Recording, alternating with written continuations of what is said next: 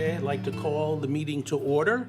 This is the regular meeting of the Third Laguna Hills Mutual Board of Directors of California Nonprofit Mutual Benefit Corporation. Today is Tuesday, October 19th, 2021. It is 9:29 in the morning, and we are on air. So the meeting has been called to order, and we have a quorum present. I now ask Treasurer Rain Sotak to please lead us in the Pledge of Allegiance. If everyone would please rise. Thank you. I pledge allegiance to the flag of the United States of America and to the republic for which it stands, one nation, under God, indivisible, with liberty and justice for all. Thank you. Okay, we acknowledge that the media is most likely present at this point in time, and we'll now move to an approval of the agenda. Can I get a motion to approve the agenda? I see Director Sosak. Can I get a second to that? I see Director Frankel is second.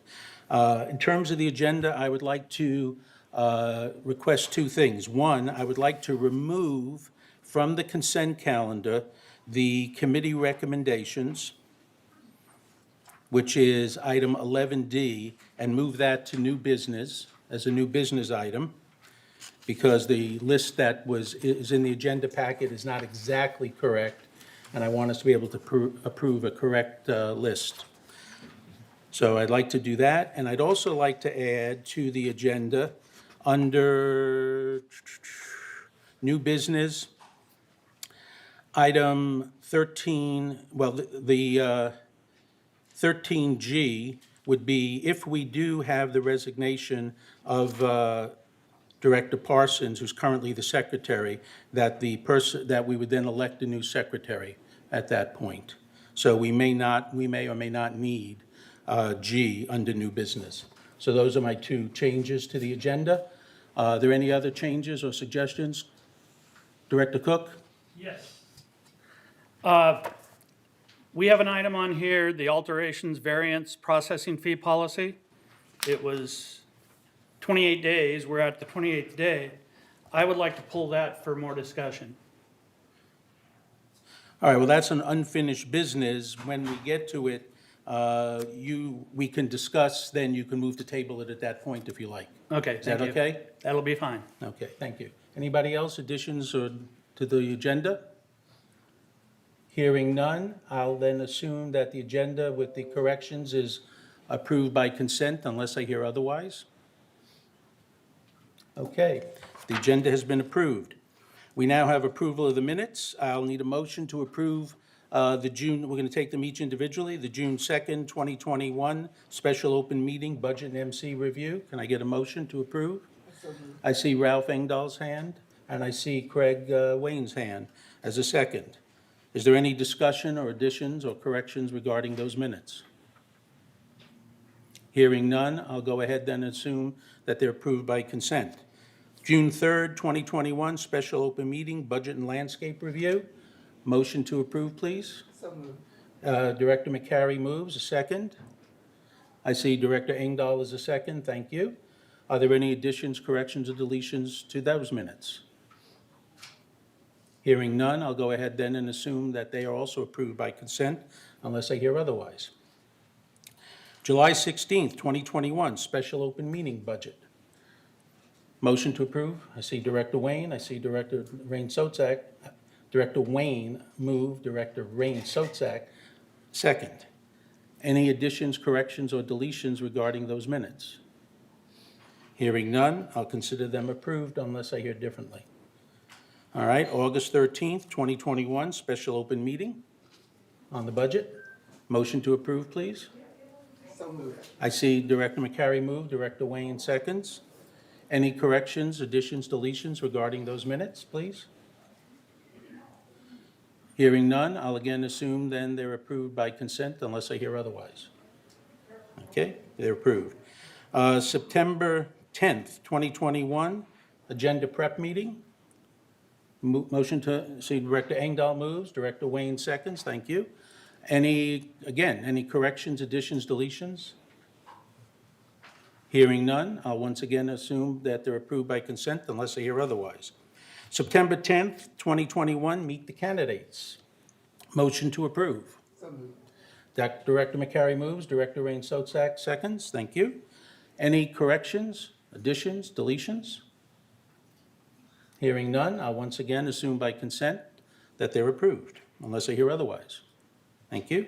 And finally, September 21, 2021, regular board meeting. Motion to approve. I see Director Wayne moves. Director Engdahl seconds. Thank you. Are there any corrections, additions, deletions to this final set of minutes for approval? Hearing none, we'll once again assume that they're approved by consent. Report of the chair. First of all, thank you all for coming. I'm very pleased to see that we have so many people interested in what's going on with the Third Mutual. And for those of you who want to speak today, we're going to be more than happy to welcome all of you to speak. And you'll each have your 3 minutes. I do want to raise 2 points with you before we start. I know that there's an email that has been going around from the Good Governance Coalition that identifies 4 specific items that many of you have written about to us. And we've received numerous emails, which we will get to also during member comments. But I wanted to share with you 2 things. Number one, in that email, it stipulates that a personal secretary for the board president was going to be employed. That is factually incorrect. There never has been any intent to hire a personal secretary for the board president. What was previously discussed and approved by this board during the previous budget process was to hire an additional corporate secretary because of the workload of that corporate secretary that we currently have was overbearing, and also that by hiring a second corporate secretary who would work just for Third, members would have a direct ability to contact that corporate secretary with issues and concerns so we could have things focused in one location. So there was an attempt to improve the relationship between the mutual and the membership, and that was one of the main reasons for hiring. It never was, never will be, if we do continue with that process, it never was, never will be a personal secretary for me as board president or for any other board president. That's one thing I wanted to clear up. The second thing I wanted to clear up is that the claim that VMS is doing the training and it shouldn't be VMS, it should be GRF. That is also factually incorrect. VMS was never going to do the training. The training was requested by the boards, and we asked VMS to organize the training. And that is all VMS was doing. In fact, the training will be done by Jeff Beaumont, who is the attorney, the HOA attorney for United Mutual. He has been assigned to do the training for the full day. So it never was going to be VMS. Once again, factually incorrect information in that email. All right. We'll move on now to the update from the VMS board. We have Director DiLorenzo, if you would, please. Thank you. Good morning, Mr. President, Third Board, our residents, and our staff. Thank you for the opportunity to present an update from the VMS Board of Directors. With our constant goal to improve service, and as mentioned at our past meetings, we're updating our KPI indicators. So there is no KPI report this month, but next month we will have a report, and we're working very closely with staff on this. So can we get to the page of this? So our key performance indicators must emphasize process improvements, cost savings, quantifiable corrective actions, and outcomes. And the areas that we decided that we really had to focus on, and I'm sure we'll get agreement, is manner alterations, resales, and damage restoration or moisture intrusion. We're going to identify the problems, agree upon corrective action, document improvements or any missteps. And one thing that we have already started from working on this is in our resale department, we're finding that, the documents come in, and they're stamped in, and then they might not get processed immediately. And then we find that there's something missing. So then it just takes the process much longer, which is quite annoying to the people who are wanting to buy or sell their home. So we actually are working on and now have a temporary position of someone, and this was identified by this process that we started, someone who checks all of the paperwork when it comes in. So it's not going to sit there incomplete. So we're hoping that that corrective measure helps the process. So that's the type of thing we're going to be doing for all of the areas. Another thing that we've done in third, and we've done it for years, and we're going to introduce this for all the boards, is having a rolling forecast of expenditures. We did this quite a number of years ago, and it really helps the boards when they have their finance meeting to know, wait a minute, I'm at the rate this is going, my forecast is showing that I'm going to be over budget, and it allows you to make recovery. Recovery could mean I have to not spend in another area, but it just doesn't let you just progress along without seeing the future. And the department heads are used to doing the rolling forecast for third, so we're going to introduce this for the other boards because it's something they already know how to do. Some of the other things that we've done are operational enhancements, and thanks to the advice of residents, we've had a problem with people turning their water on and it just stays on, and we know how much water costs us. So the irrigation system now includes automatic timers, and we have water shut off at night. I've already gone over the things on the next page, but I'm going to mention, we can go over to the VMS election schedule because we've had different elections in here, and VMS elections are coming up. And the VMS board members are on for a 3-year term, and they are appointed by their respective boards. So third has 3 representatives, GRF has 3 representatives, and United does. So this, and this is all listed on the schedule. GRF board will appoint someone on December 7th. Third will appoint someone on December 10th, and United on December 14th. And on November 1st, to go back, a notice is given out, and people can apply to be on the VMS board, which is a very exciting thing to do for the community. The next thing I'm going to report on, Robert already touched on, and I do want to clarify as to why I'm reporting on it. VMS is not doing board training, but some of the VMS board, as all of the other board members, have made a collaborative effort to get our training manual, my handbook right here, and Annie was a part of this, updated for all of the new board members. They've also working with Eileen, and we have Jeff Beaumont, who is going to be here, and he is going to give information on the trust and the fiduciary duties and responsibilities of board members, which is really important. And then he's going to, look at how thick these things are. Then he's going to go through, we're trying to condense them, other matters that are very important to board members.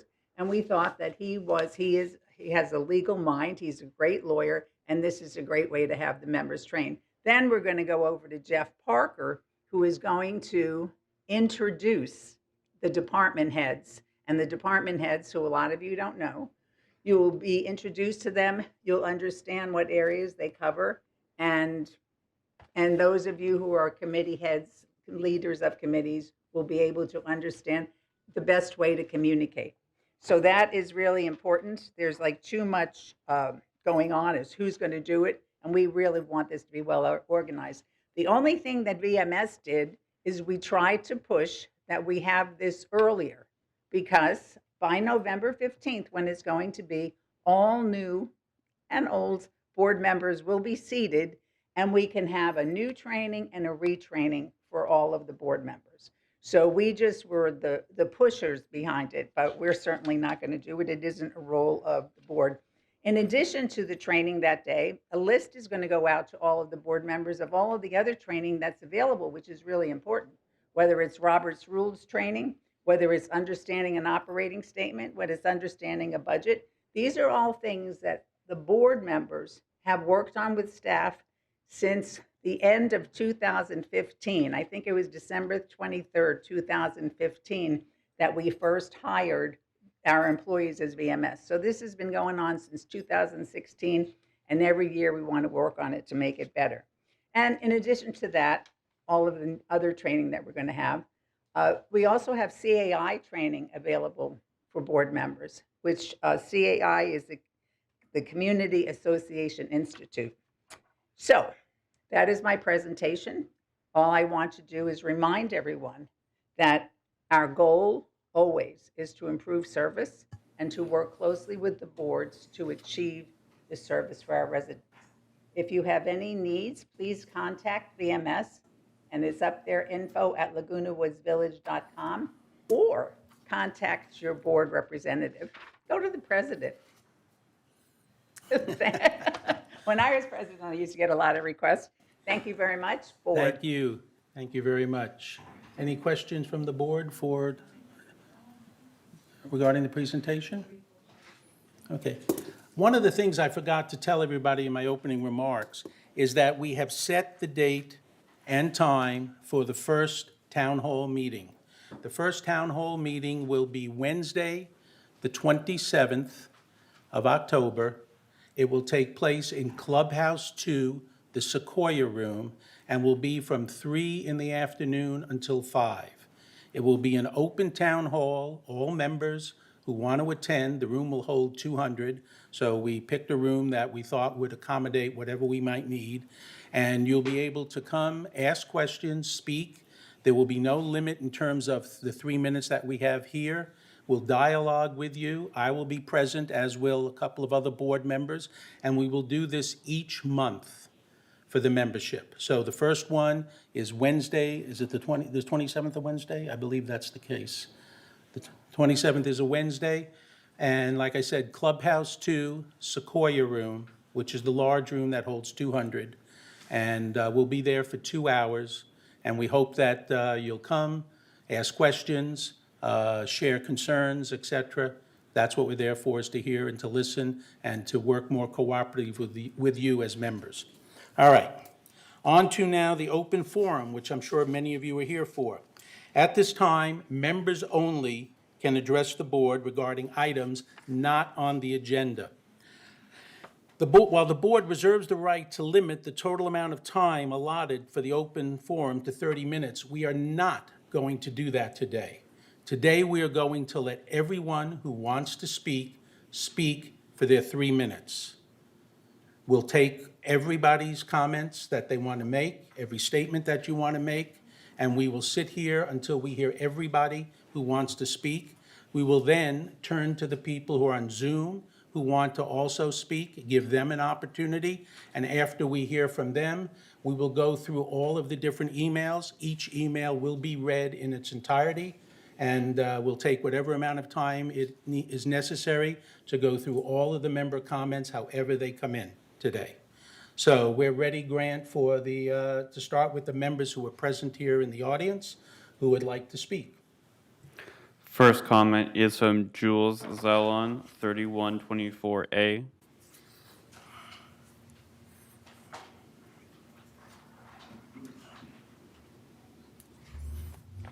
Good morning.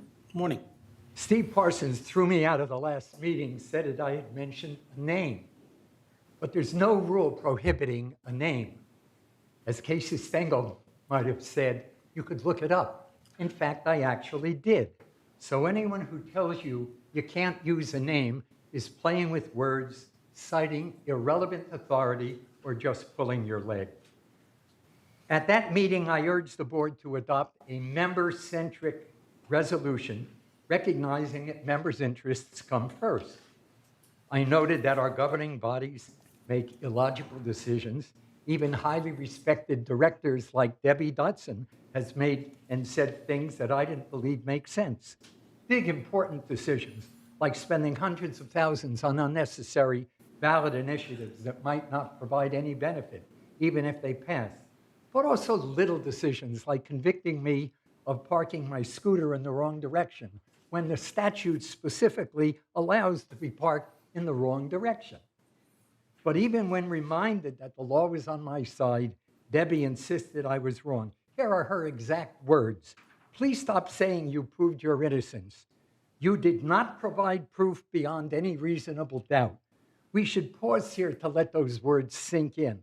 Contrary to the most basic principles of American law and logic, that a person is innocent until proven guilty beyond a reasonable doubt, in our traffic court, we turned everything over, and it makes no sense. It's now my obligation to prove my innocence. Hey, my conviction was unimportant, but the principle is critical. Our governing entities must obey the law, and they must follow logic. Logic demands that this board's primary fiduciary duty is to look out for and to protect its members.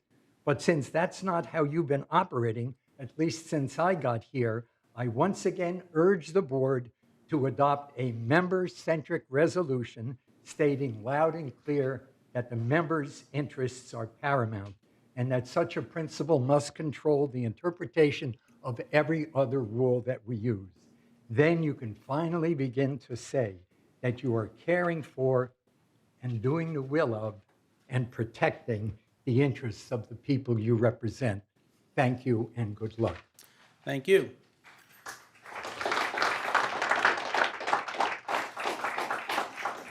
Next speaker, Grant.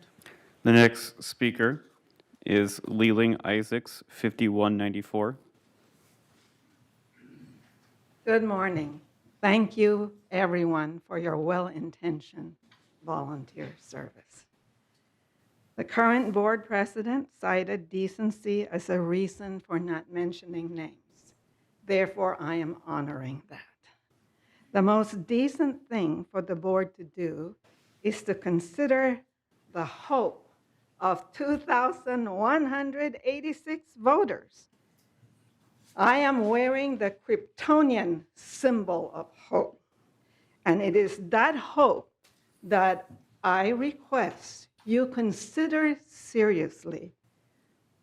Just one request, since the board president has already addressed two other ones. I request that you terminate the at-will contract of your attorney, as she has cost us plenty at the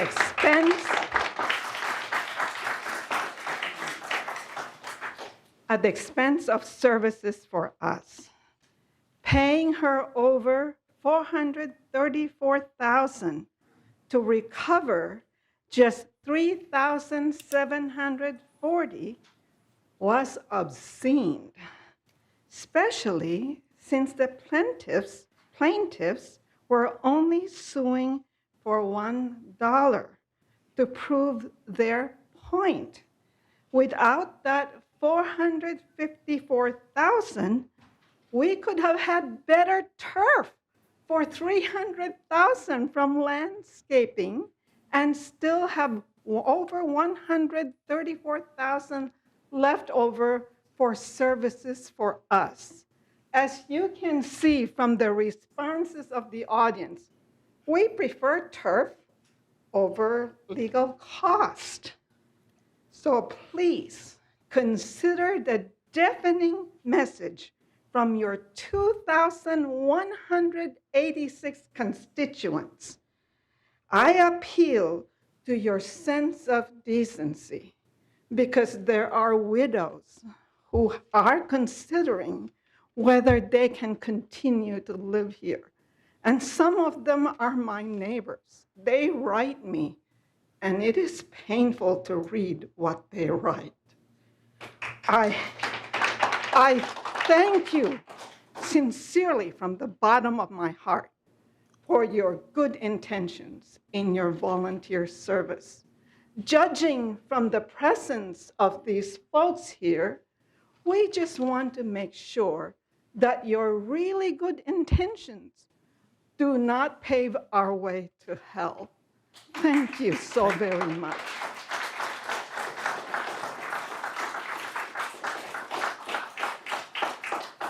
Thank you for your comments.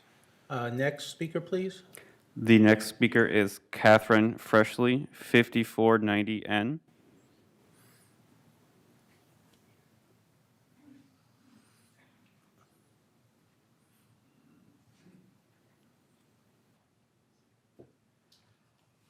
Good morning,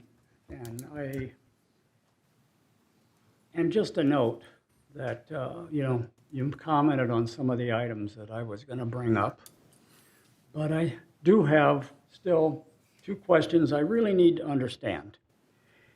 Why is Third Mutual hiring or requesting a special executive secretary for the committee? The executive office is a shared service. If you need more help, then it's up to the CEO to make sure that the services are there to provide the services to you. And it should not be something that Third Mutual has to fund themselves if that's the situation, which I believe, at least what I'm hearing, is the case. And secondly, I see you got an item in the agenda, and I can't stay for the whole meeting because I've got a conflict.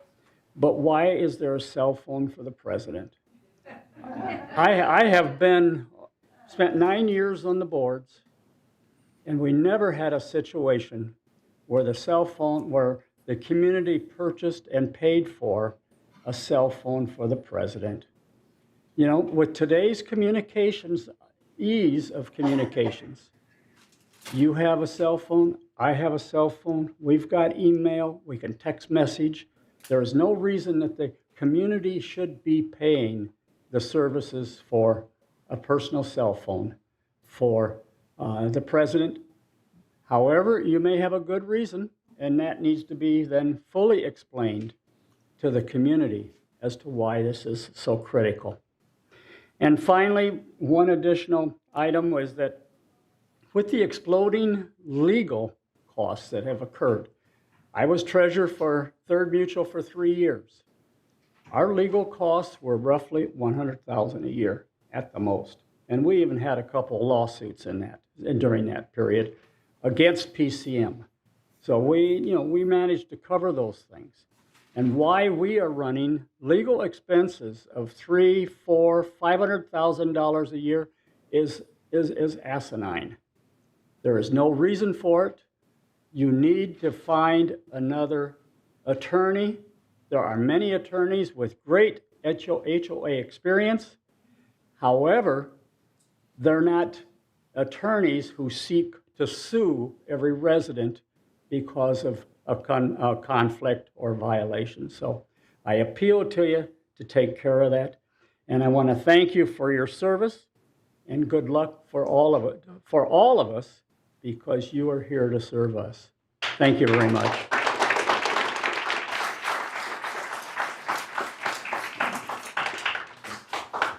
Thank you. Next, Grant. The next speaker is Karen Shore, 40123G. Somebody left their mask up here, just thought I'd let you know. Let's see. As you know, my name's Karen Shore, and I ran for the third board. And the primary focus of my running, as you also may know, was to assure that our governing documents and the law are being followed in order to avoid future lawsuits.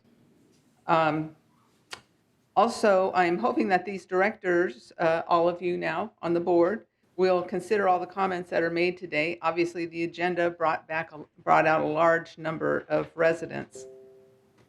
Everyone welcomes the new board members, and if the director who resigns, which was a mystery until moments ago, Steve Parsons, and obviously had an executive position as secretary, I would just ask you to consider nomination of one of our new board members. Mark Laws has stepped up and very willing to go forward and take a board position, any board position, and I'm sure he'd do a great job. He's very well qualified, willing to serve, and will go a long way to bringing unity by this board for the overwhelming support of new directors, as was shown in the last election as well. Let's see, I wanted to make some other comments I had prepared. And since the bylaws do not require the board immediately appoint a member to fill the vacancy created by Steve Parsons' resignation, the better practice would be to do as you normally do, as historically you've been doing in filling an open position, and that would be to open this up to the community, allow people to apply, and you can consider their interviews and applications, and fill this. We don't need to have this filled immediately in a day. A month is your usual term, and that would go a long way to bringing fairness, I'll just say, to this community. Let's see. As far as the cell phone goes, what that says to me is that doing the work that you're doing, and you foresee that you're doing, probably, I assume it's going to be a lot, in your mind, that it really should be work that's being done by management. I don't see our management too involved in these meetings, and oftentimes management runs these type of meetings. So that may be something to consider as what your role is as president, and try not to bring such a heavy load to yourself. Let's see, VMS Election Board. Will members have the access to Mr. Beaumont's training? I think that would go a long way to educating our community so that we can maybe prevent some future problems. And as you said before, join the committees, get involved in things, all good suggestions, but I think that allowing that access to the community would be very far-reaching and productive. Thank you.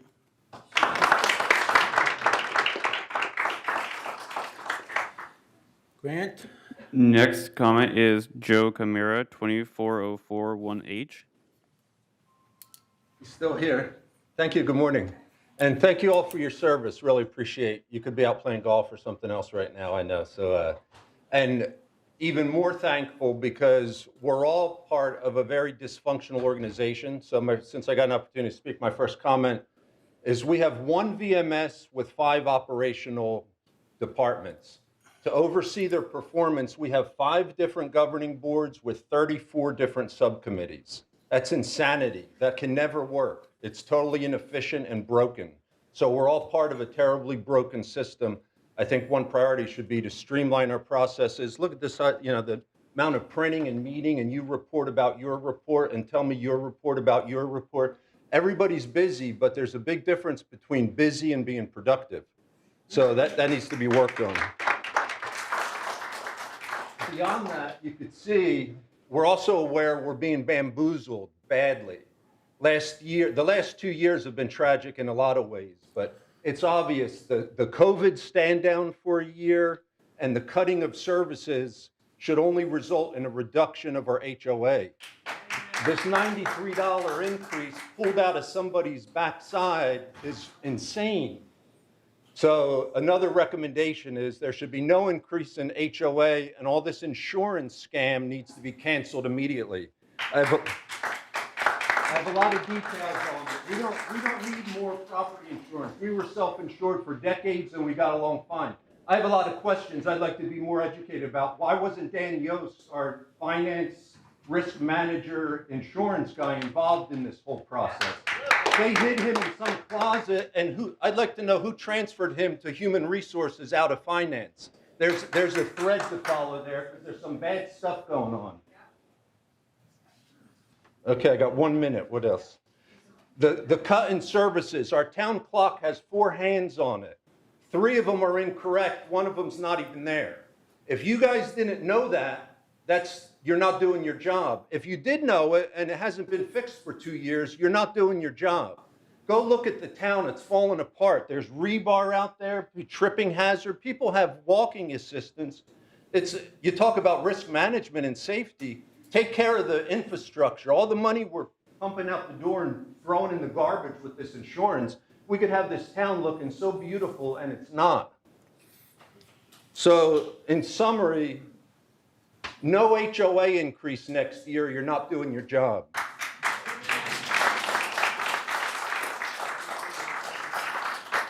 Cancel the scam insurance. Find out who pulled that thread and did that stuff in the middle of the night, and they should think about resigning. And And then let's all work together to make this place a better place as it is. Thank you.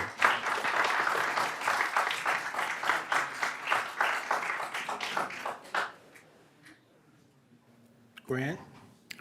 The next speaker is Carol Moore, 3399A.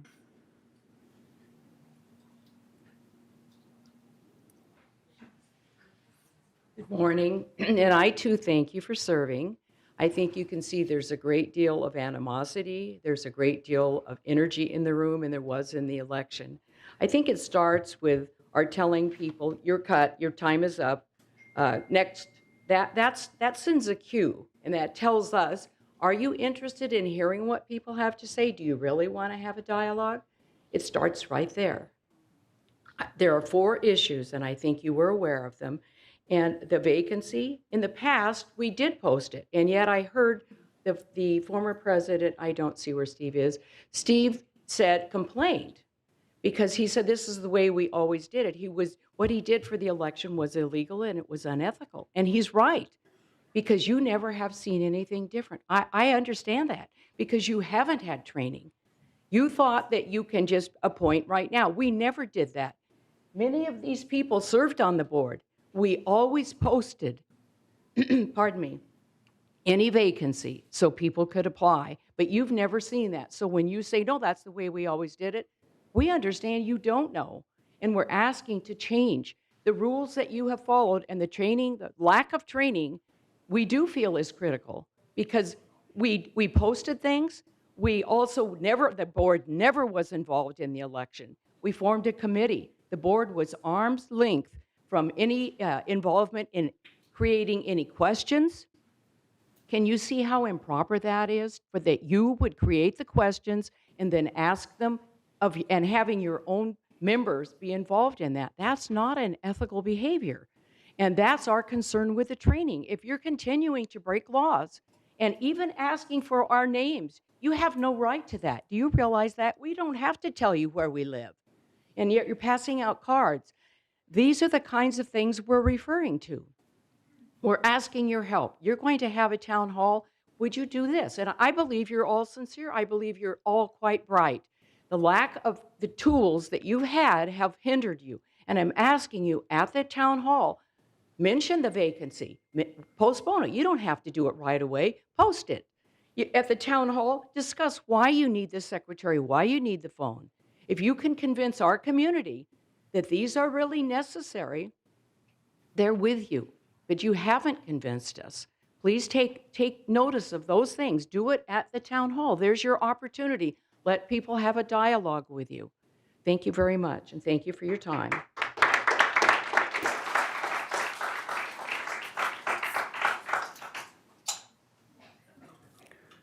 Chris Collins, 3306Q.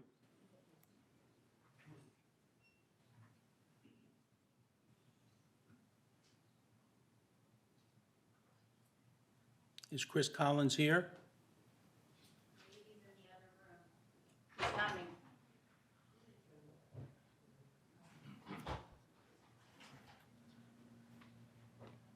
Good morning, and thank you for your service. And I was in the other room, so excuse my tardiness. Chris Collins, 3306Q. I'm here representing the Foundation of Laguna Woods Village, and I want to just give you a bit of an update. The outstanding features of Laguna Woods Village is its sense of community, and the sense of community is built upon the good neighbor philosophy of the village. Being a good neighbor becomes particularly important during the pandemic when feelings of isolation were reaching out to our neighbors more important than ever. Do you know your neighbor's name? What did you do with them, and when did you chat with them last? In September, we had a special opportunity to celebrate the importance of being a good neighbor. September 28th was National Good Neighbor Day. The original proclamation in 1978 designating September 28th each year as Good Neighbor Day states in part, for most of this, the sense of community is nurtured and expressed in our neighborhoods where we give each other an opportunity to share and feel part of a larger family. Last year, the foundation assisted with our essential partner, which is social services. We distributed $30,000 in grocery cards to ensure no neighbor went hungry during the pandemic. This year, the foundation has provided funds for over 40 emergency response devices to prevent serious injuries caused by falls for needier village residents. The foundation would not have been able to do this without your support of our many neighbors, and we thank you for being good neighbors. Please know how much your ongoing contributions to the foundation are appreciated. These enable us to really demonstrate what it means to be neighbors helping neighbors.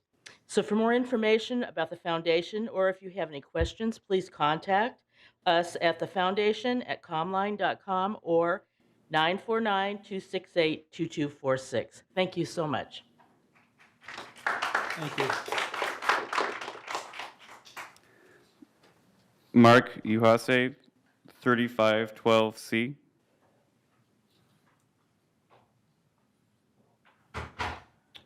Thank you, everybody, for hearing me. I'm actually wanted to talk to you about a work request that I've sent in on June the 28th of this year that has not been addressed.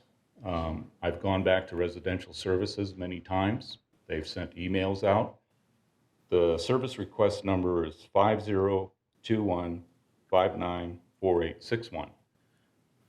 I've requested that somebody come out and take a look at my attic space because the previous owner probably had a rat infestation and the insulation is completely soiled with rat feces and urine. I've looked through your CC&Rs and it says that you're responsible for rodent and rat control throughout the Laguna Woods. You're also, I would say, you're responsible for the damage that they make. Nobody has contacted me telling me this is denied, it's my responsibility, or whose responsibility it is, or what action I can take to get this cleaned up and resolved. So I'm asking the board members to pull up this service request number again. Again, the number is 5021594861. And somebody get back to me. Tell me whether this is my responsibility or you're going to take care of it. I've waited since June. I've gotten no response from any of the departments. Nobody has come out. I've emailed several board members, previous and current. One of you has gotten back to me. Thank you very much. And that's why I'm here today, asking for you guys to take a look at this service request. Just get back to me and let me know what's going on. Thank you very much. Fair enough. Thank you. Fair enough. Thank you.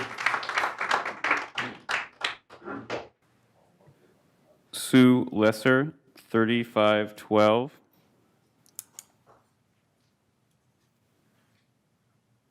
Good morning, everybody. I just wanted to say, when I moved here 3 years ago, this place was gorgeous.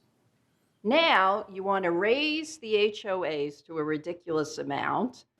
And the services, I mean, try to get through to resident services. Hold on, 1 minute, 1 second, we're coming. They never come, and they never do what they're supposed to do. I have this tree in front of the house, which is dropping these berries like crazy. I can't even use my own private driveway. And they're like, yeah, we have a ticket for it, we have a ticket. Means absolutely nothing. It goes on for months and months and months until basically, as a resident, you get disgusted with it. You say, the hell with it, I'll just park in the street. The other day I noticed by gate 9, the gardeners are taking out perfectly good bushes and putting in new bushes. Why? Who cares about that by the gate there? The maintenance, the gardening, everything has gone down in this community, and all they want to do is raise the HOAs. For what? What are you going to do? Why can't you do it now? Why do you have to raise? At least if you're going to raise, accomplish the services that you're supposed to do. I just think it's really unfair. By the time you know it, we're going to be at $800 a month, and we haven't even discussed this insurance issue because it doesn't include the insurance. And it's like, where's it going to end? At $1,000, who's going to move in here anymore? We're going to have all these vacant places, and then you're really going to hear complaints. So please, let's try to resolve these issues. Even when you call any of the services here, it's hold on, hold on, hold on. I get that we're dealing with COVID, but come on, we can't keep using that as an excuse already. You know, I mean, it's just ridiculous. Thank you for listening to me.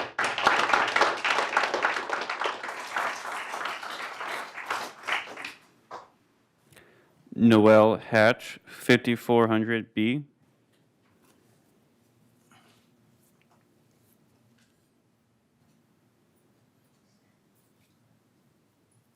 $54.60B. I've been in this community for 24 years. I've served on this board and the Golden Rain Board, was president of this board during those 24 years. So I have seen the community back then. I have been a part of controversies that fill this room on many occasions. So you aren't going through anything that I haven't gone through and some others here have gone through. I have read the material, the email that the president mentioned, and I think it is absolutely essential that we have accurate information upon which we make decisions. And I appreciate the president correcting some of those. But there are some issues in my mind that are key to the continued progress and the success of this community that is now the third-ranked senior citizen community in Orange County, according to the voters, instead of the first that we had over the years been. And that is the cost of doing business here. And I, with all due respect, the attorney's costs. I'm an attorney by profession, and on the city council, we have attorneys that represent us that we rely on all the time. But they don't make decisions for us. They simply advise and counsel as to what we should do. I have faith and trust in you, because I've been one of you at one time. Your wisdom, your independent thought, your ability to govern and not to manage. That's why we have the management group. So we do place our trust. We are facing here an increase in the fees over which we have absolutely no control over, and that's waste management. The city council just approved a contract for a revision of those services that we all have to pay for here, not the city, but we pay for them. And that's going to increase costs. We were able to postpone that for another budget year so it doesn't hit us next year. But look, be wise, recognize that 78% approximately of the people voted for 3 new directors. Don't appoint somebody until you have offered that to the community generally. Good luck to all of you. I'm sure you're being watched, but thank you, President, and thank you, Board.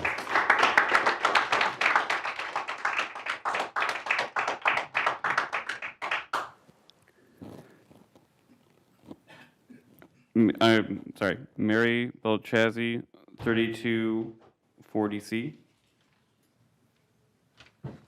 First of all, I would like to express my appreciation to the board for the service you're giving. I know it's very hard to hear all these complaints. They're necessary, but that's probably what you hear a lot of. That said, I have some complaints too. Okay, first of all, I'm very concerned about the amount of money that we're being charged with our HOA fees. And there's 2 issues relative to that. One is the legal fees that we're paying. I understand that our lawyer is taking on cases that are not very winnable and charging whether she wins or loses. I think maybe it's time just to consider a new lawyer. I don't think she's doing an effective job. And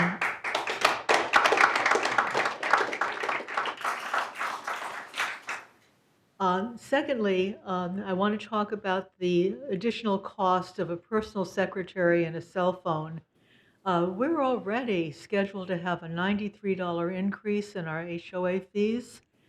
I don't see how the board can justify adding a $75,000 additional item to our cost. I mean, that comes to about $1 a unit. I don't understand why, when we're suffering with these other costs, why we're not looking to cut things rather than add more costs. So that's another issue. And the third thing I want to mention is that I think it's very important that we have nominations for the open position on the board. I think it was very clear with the last election that the community is very involved and really wants to have a say in what's going on. And I would ask that the board not appoint someone, but actually have nominations so that we can find somebody that is appealing to the rest of the community. Thank you.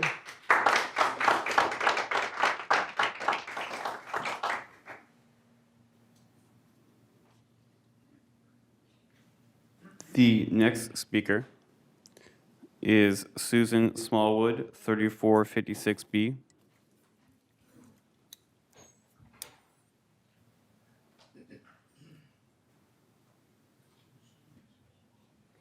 Good morning, everybody. And I do thank each and every one of you for your volunteer time. I know it takes a lot of time, but I hope, as other people have said, it's time to streamline and make it so that it's not as many hours for you. I was cut off from my discussion on reasonable accommodation last month. And I wanted to finish with that a medical letter was presented. It is now on the website. And that is a confidential letter. It is not to be put out for everybody to see. When you have a discussion in the architectural committee meeting about it, it should not be discussed. You had an advisor who said, well, maybe he should be in a wheelchair. No, he needs to walk as long as he can, not be put into a wheelchair. That advisor should be taken off. That was horrible. I have a 95-year-old neighbor. She stopped me yesterday morning. She said, Susan, can't your group, Good Governance, can't you go to Senator Min and talk to him and tell him what we're suffering here? Many of my friends can no longer afford to live here. We need help. We need help. So I leave that to you to find a way, rather than a personal secretary. Maybe the office of VMS hires a grant writer to help many of the seniors who are having a difficult time living here. Lastly, thank you for correcting our email that went out. That was one of the reasons why so many of us opposed the social media use policy. Had you been able to, you could have gone onto Nextdoor or Facebook and said, no, that is incorrect. This is what has occurred. But no, you ignored many residents who asked that that social media policy not be passed, and you ignored us. And you have a board member who broke that policy in August. He was rude to a resident, and it had to deal with the insurance and the landscaping. Was he admonished? Has that been brought forward? I won't go into what should be done, but I'm sure you will take a look into it. Lastly, okay, I'm out of time. I'll wait for the other sub numbers, but thank you so much for listening. And I just wanted to know, all of you to know who I am, because you do receive emails from us, and I am a part of making a positive change.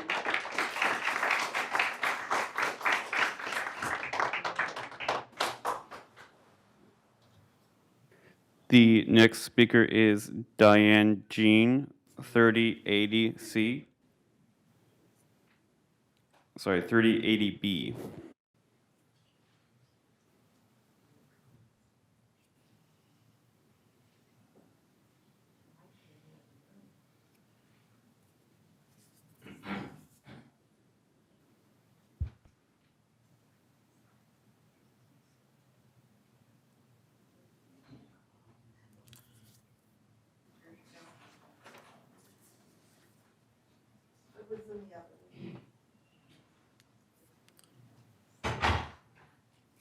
I think everybody's covered what I want to say. It's the finances. Right now, I can afford to live here, but I know a lot of people who can't anymore. And that's the problem.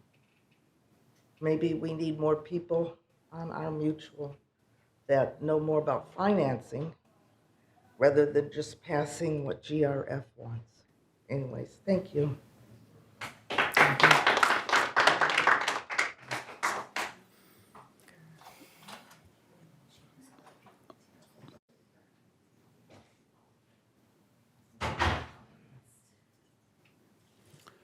We will now move to our email comments. One moment. Grant, do we have any on Zoom? I'd rather do Zoom first. We do not currently have anybody wishing to speak on Zoom. Okay, we'll go to the emails.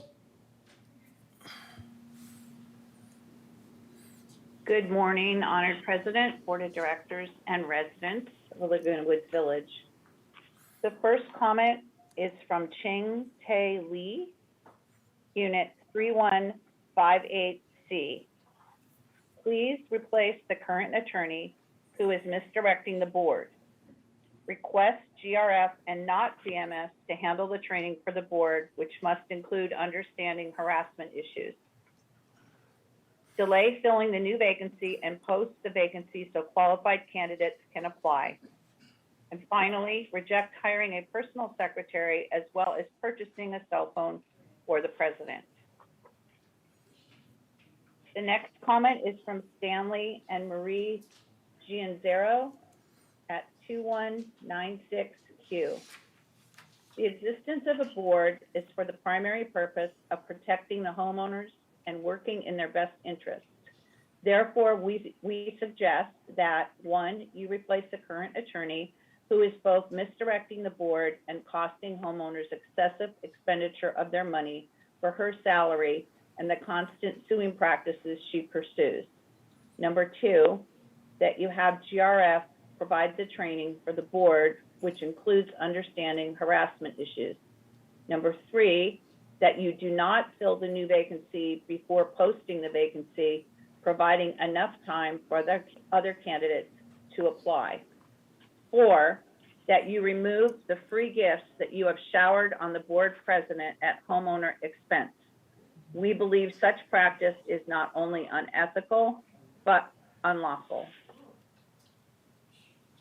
The next comment is from Beverly Gandel, 3032A. Please request the current attorney who is misdirecting the board. 2, request GRF and not VMS to handle the training for the board, which must include understanding harassment issues. 3, delay filling the new vacancy and post the vacancy so qualified candidates can apply. 4, reject hiring a personal secretary as well as purchasing a cell phone for the president. Owners' needs must be placed first.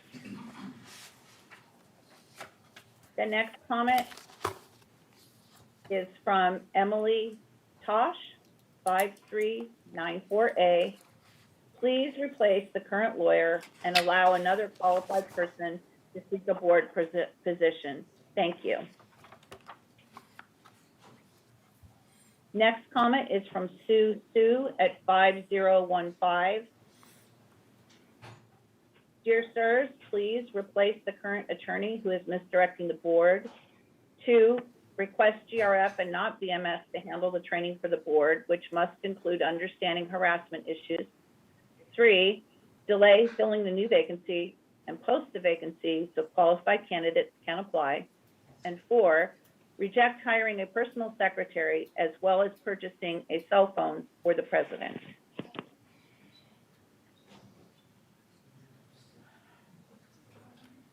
The next comment is from Carol Bennett, 2401. I fully support the points raised by the Laguna Woods Good Governance Coalition, and I have expanded them. Number 1, please fire the current attorney. Is there really a need for a dedicated attorney? 2, request GRF, not VMS, handle board training, including understanding harassment issues and HOA requirements. 3, delay filling the new vacancy and post the vacancy so qualified candidates with required HOA experience can apply. 4, reject hiring a personal secretary and purchasing a cell phone for the president of 3rd. And 5, identify the board's level of understanding / knowledge of HOA provisions, trust, regulatory agreement, Davis Sterling, train and replace those lacking knowledge. The next comment comes from Susan Rose, 3120A. It is refreshing to finally have 3 people on the board who are not only competent but honest. There's no way the president should be allowed to have a personal secretary. May I continue?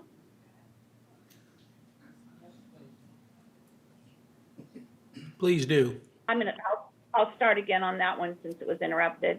The comment is from Susan Rose, 3120. It's refreshing to finally have 3 people on the board who are not only competent but honest. There's no way the president should be allowed to have a personal secretary and a cell phone. That is ludicrous. Nor should the board be allowed to appoint a director who received so few votes. It should be up to the membership. As for the lawyer, why has this person been allowed to stay so long is beyond me. I will be at the meeting tomorrow. So if Ms. Rose is here, her comment has been read, so she's been able to make her comment. The next comment is from Al Alvadera, 2117Q. 3rd directors, I am asking, 1, replace the current attorney who's misdirecting the board. 2, request GRF and not VMS to handle the training for the board, which must include understanding harassment issues. 3, delay filling the new vacancy and post the vacancy so qualified candidates can apply. And 4, reject hiring a personal secretary as well as purchasing a cell phone for the president.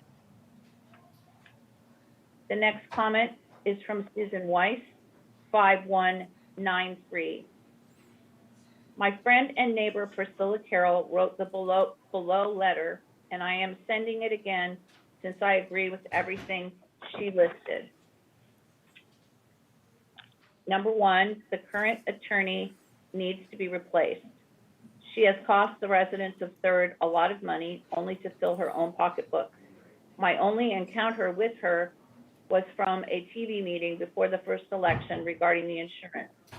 After turning my TV on, she started to speak, and to the members she said, "You don't need to read anything, just vote yes." How often have I heard, "Do not sign or vote for anything you have read"? Again, she needs to go.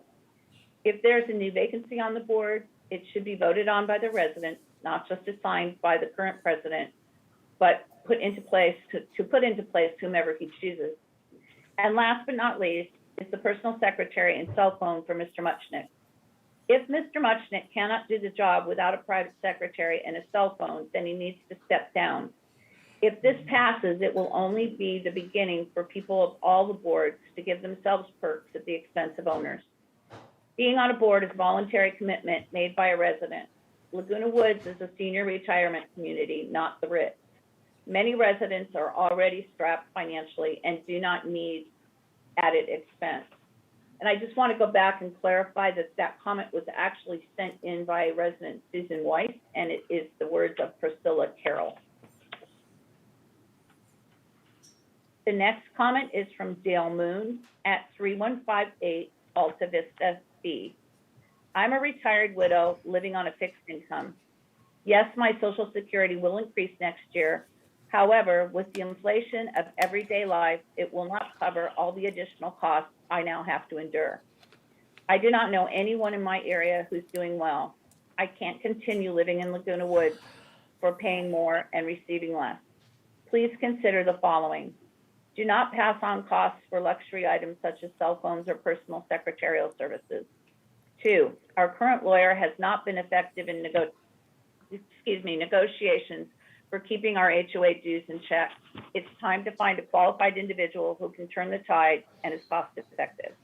3, allow GRF to provide training of David Sterling statutes and is familiar with how and what is needed for our community. Please allow for all vacancies of the board members to be posted and allow the residents a say as to who's qualified to fill the position. 5, this wasteful spending on personal secretaries, cell phones, and an ineffective attorney needs to end. Please change your direction. We need positive changes as soon as possible. Thank you for being willing to be on the board. I just need you to know that things are not okay as is. The next comment is from Parentap Dixit, 2283A. Congratulations for being elected by such a wide margin. We support you in every aspect that you mentioned in your Laguna Woods Good Governance Coalition emails. Are there reasons for the board members to be completely out of control? Vested interest of one or more members? If they change bylaws to nominate their defeated candidate, how do we stop them? Are there any legal means in California? I assume the state of California has certain rules and regulations that may be used to control such a rogue HOA board. Since we live in New Jersey, we are not aware of California laws. Otherwise, in every aspect, we support you against gross mismanagement of the HOA funds and resources. You may reach me at my cell phone at 609-658-3733. The next comment is from Jerry Baruch, 3472 Unit B. We think it's very important that this be read at the third director's meeting. Replace the current attorney who's misdirecting the board. The bills are too high and we do not see the valuable results. 2, request GRF and not VMS to handle the training for the board, which must include understanding harassment issues. 3, delay filing the new board vacancy and post the vacancy so qualified candidates can apply. 4, reject hiring a personal secretary as well as purchasing a cell phone for the president. There never has been one before. Why now? And why for a big cost? These are important issues that need to be addressed and discussed, not just accepted. We need more transparency and more owner input. The next comment is from Barbara Garnoff, 3032. I come to you today seeking your help because the compliance department seldom enforces against violations. Members complain repeatedly about the same violations over and over, yet compliance takes little action. This small amount of times that they do enforce, they target some residents and not others for the same or worse violations. This is very disconcerting. Please see what you can do. And again, for the record, so we can look into this, it's Barbara Garnoff, 3032N.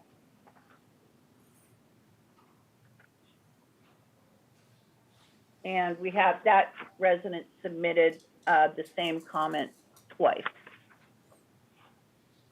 The next comment is from Bernadette Rigo, and she is at 3245P. I respectfully request the following be considered critical and urgent. It's imperative that the current attorney who is misdirecting the board be replaced immediately. This attorney appears to have failed in executing her fiduciary responsibilities, as is evident in her disregard for the costs to the HOA which has resulted from her unbridled pursuit of litigating every case. A well-intended legal representative possessing robust and clear understanding of the rules, laws, and bylaws that govern the Third Mutual would know at the outset the probability of the mutual's ability to win or lose a case, and only then would proceed or not proceed with litigation. To retain the current individual who pretends to offer the mutual honest legal representation is dangerous to the community, particularly as it relates to the mutual's ongoing sustainability. The mutual board must exercise judicious use of precious financial resources contained through the hard work of its dues-paying residents. So tolerating the continuance of the services of an attorney who steers the board and doing just the opposite is utterly shocking. How can this even be permitted? If there exists a personal relationship between any board member and this attorney that influences her ongoing services, rather disservices, it must end and her services terminated in order to stem further monetary losses to the mutual. Point 2, the GRF and not VMS should handle the training for the board, and it's imperative that the training include an understanding of harassment issues. Point 3, please delay filling the new vacancy and post the vacancy so qualified candidates can apply. Not doing this is what one would expect in a society that prefers an autocratic approach to handling its affairs. Is that what we want for any part of Laguna Woods? Autocracy creeping into its framework. If so, it may be time to let the world that lives outside this village know of the lurking dangers of living inside the village. 4, please reject hiring a personal secretary as well as purchasing a cell phone for the president. Permitting this is tantamount to a breach of the board's fiduciary responsibility to exercise prudence insofar as expenditures that involve the hard-earned money of its residents. Further, history of the mutuals indicates that hiring a personal secretary for the board's president and providing a paid-for mobile phone has never been necessary. So why now? This board president or any future board president would need to explain how his or her role as board president is so substantially different from predecessors so as to warrant such luxuries. I would like to add that if I were retired today, I would throw my hat in to run for a seat on the board. I believe that my experience as a federal investigator would serve well in trying to determine why our expenditures appear to have gotten out of control in the last couple of years. However, I'm still employed full-time as a federal investigator and unfortunately cannot afford time now to attend serious matters affecting the lives of so many of its residents who vote for individuals who occupy a place of authority, and expect the elected to use their authority and decision-making with a sense of sacredness. Alas, something appears to be going terribly awry. For starters, I earnestly look forward to the four issues above being heeded with a sense of urgency for my sake and for all dues-paying residents. And please feel free to contact me, preferably after 6 p.m. Pacific Daylight Time, if you have any questions. And we have her contact information. The next comment is from... One moment, Eileen. One moment. Yes. Please, people in the audience, we need to have one meeting. If you have something pressing to talk, please leave the room. Thank you. You may continue. Thank you. We are not able to hear any of the back noise, so just let us know if we need to repeat ourselves. The next email is from Pia Sue, 3153C. Dear Board Directors, if you look at our legal expenses, you will notice that too much has been spent in legal fees. As a resident of the Third Mutual, I urgently request public notice to solicit new legal services. Since all directors are volunteers, no one should have any paid secretary or cell phone reimbursement to all serving directors, including the board president. Any new vacancy of the director should have enough thorough input before appointing any candidate. We depend on all of you to monitor for us completely. Therefore, the right candidate is very important for us. Your attention to my requests are much appreciated. The next comment is from John and Virginia Holtman, 5504B. Number 1, replace the current attorney who is misdirecting the board. 2, request GRF and not VMS to handle the training for the board, which must include harassment issues. Number 3, delay filling the new vacancy and post the vacancy so qualified candidates can apply. 4, reject hiring a personal secretary as well as purchasing a cell phone for the president. The next comment is from Melanie Orr, 5524B. I belong to Third Mutual and I'm unable to attend the October 19th meeting, but I have some concerns that I would like to be presented to the third directors. 1, please delay filling the new vacancy on the board and post the vacancy so other candidates can apply. Reject hiring a personal secretary and purchasing a personal cell phone for the president. Replace the current attorney. And 4, request GRF handle the training for the board, not VMS. Thank you for your attention to this matter. The next comment is from Tracy Goldstein, 23553E. This is unheard of how you can do what you like at the expense of seniors. Firstly, the attorney that you have in place is misdirecting the board. You need to let them go and get someone who's impartial on board. 2, you need to delay filling the new vacancy post until we can get someone we all approve of on the board, but not who you pick, not who you pick that is not a communist regime. There's no need for a personal secretary at a cost of $75,000 a year, as well as a personal cell phone. This is not fair. We voted in who we want to represent us, and you are still calling the shots. The next comment is from Peter Lee at 32442E. 1, replace the current attorney who's misdirecting the board.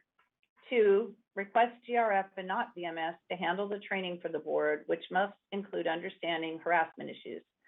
3, delay filling the new vacancy and post the vacancy so qualified candidates can apply. Reject hiring a personal secretary as well as purchasing a cell phone for the president.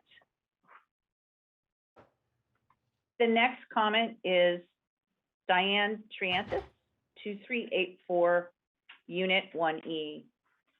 I'm very concerned about recent actions of the board representing Third Mutual of Laguna Woods. As an owner, I would like to find out where in the governing documents it allows for directors to hire the services of a secretary paid for by the membership and also have a designated cell phone paid for by the members. Are all board positions not unpaid volunteer positions? I've only lived here and owned since February of this year, and I'm surprised at the self-management model with the services on legal counsel rather than the community being managed by a professional management company specializing in HOAs. Considering that there is likely no training required to be a board member, it seems professional management by an outside company would make more sense. They tend to rein in legal costs, which appear to be exorbitant.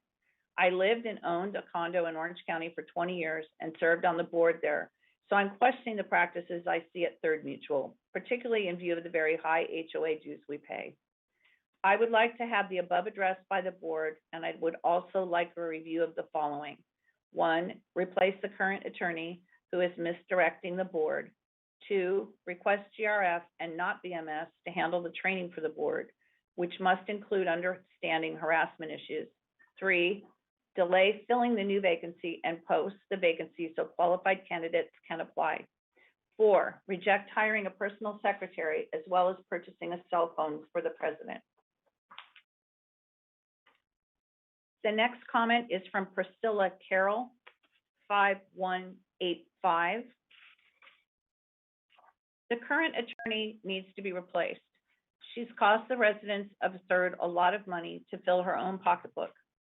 My only encounter with her was from a TV meeting before the first election regarding the insurance. Hold on just a moment. I think this is a dude. Priscilla Carroll? No? Okay. After turning my TV on, she started to speak to the members and said, "You don't need to read anything, just vote yes." How often have I heard do not sign or vote for anything you have read? Again, she needs to go. If there's a new vacancy on the board, it should be voted on by the residents, not just assigned by the current president. to put into place whomever he chooses. And last but not least is the personal secretary and cell phone for Mr. Muchnick. If Mr. Muchnick cannot do the job without a private secretary and a cell phone, then he needs to step down. If this passes, it will only be the beginning for people of all boards to give themselves perks at the expense of owners. Being on a board is a voluntary commitment made by a resident. Laguna Woods is a senior retirement community, not the Ritz. Many residents are already strapped financially and do not need the added expense.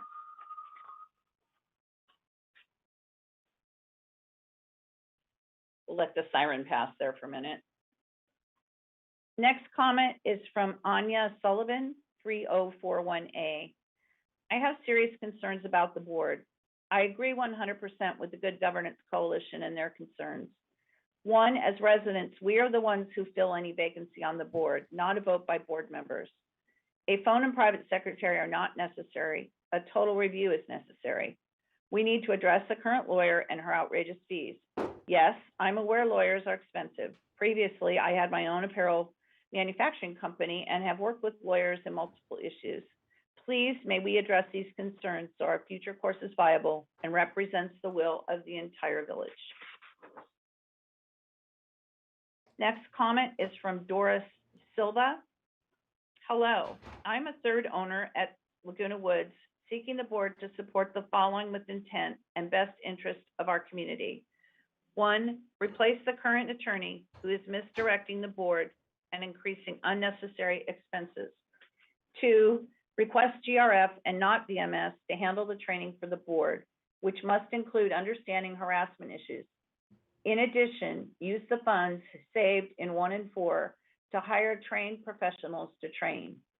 3, delay filling the new vacancy and post the vacancy so qualified candidates can apply.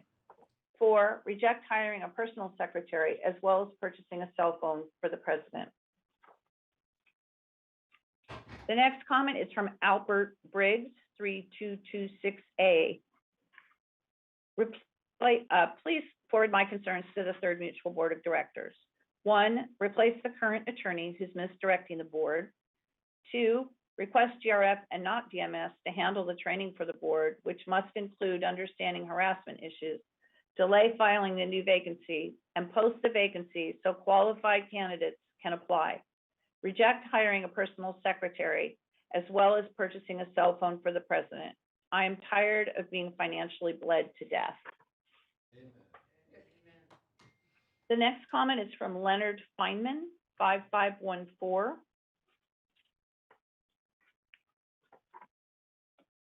To whom it may concern, since the inception of Laguna Woods and its 3 mutuals, there have been well-intentioned individuals elected to board positions to represent the owners. Unfortunately, time after time, we have found that they lack the appropriate skill set, experience, and understanding of what their role is and why it is truly needed in our community.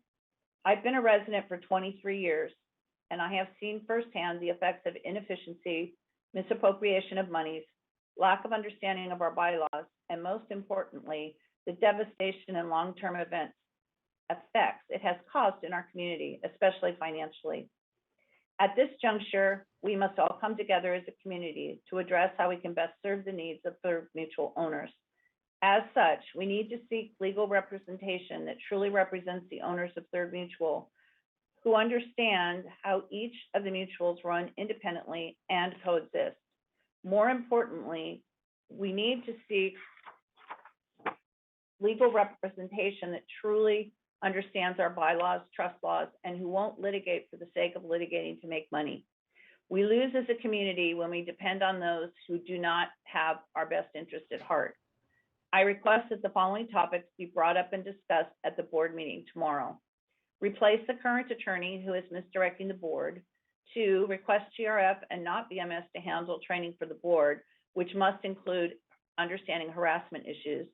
3, delay filling the new vacancy and post the vacancy so qualified candidates can apply. 4, reject hiring a personal secretary as well as purchasing a cell phone for the president. In closing, I think it's imperative that we address not just these issues, but also focus on creating a single community with one voice, all mutuals coming together to be one. If we don't make this paradigm shift, our communities will become unaffordable for its current owners and residents and not sustainable for our future resident owners, ultimately bringing down our property values, the caliber and quality of our services and amenities we provide, and sully our resort community's name.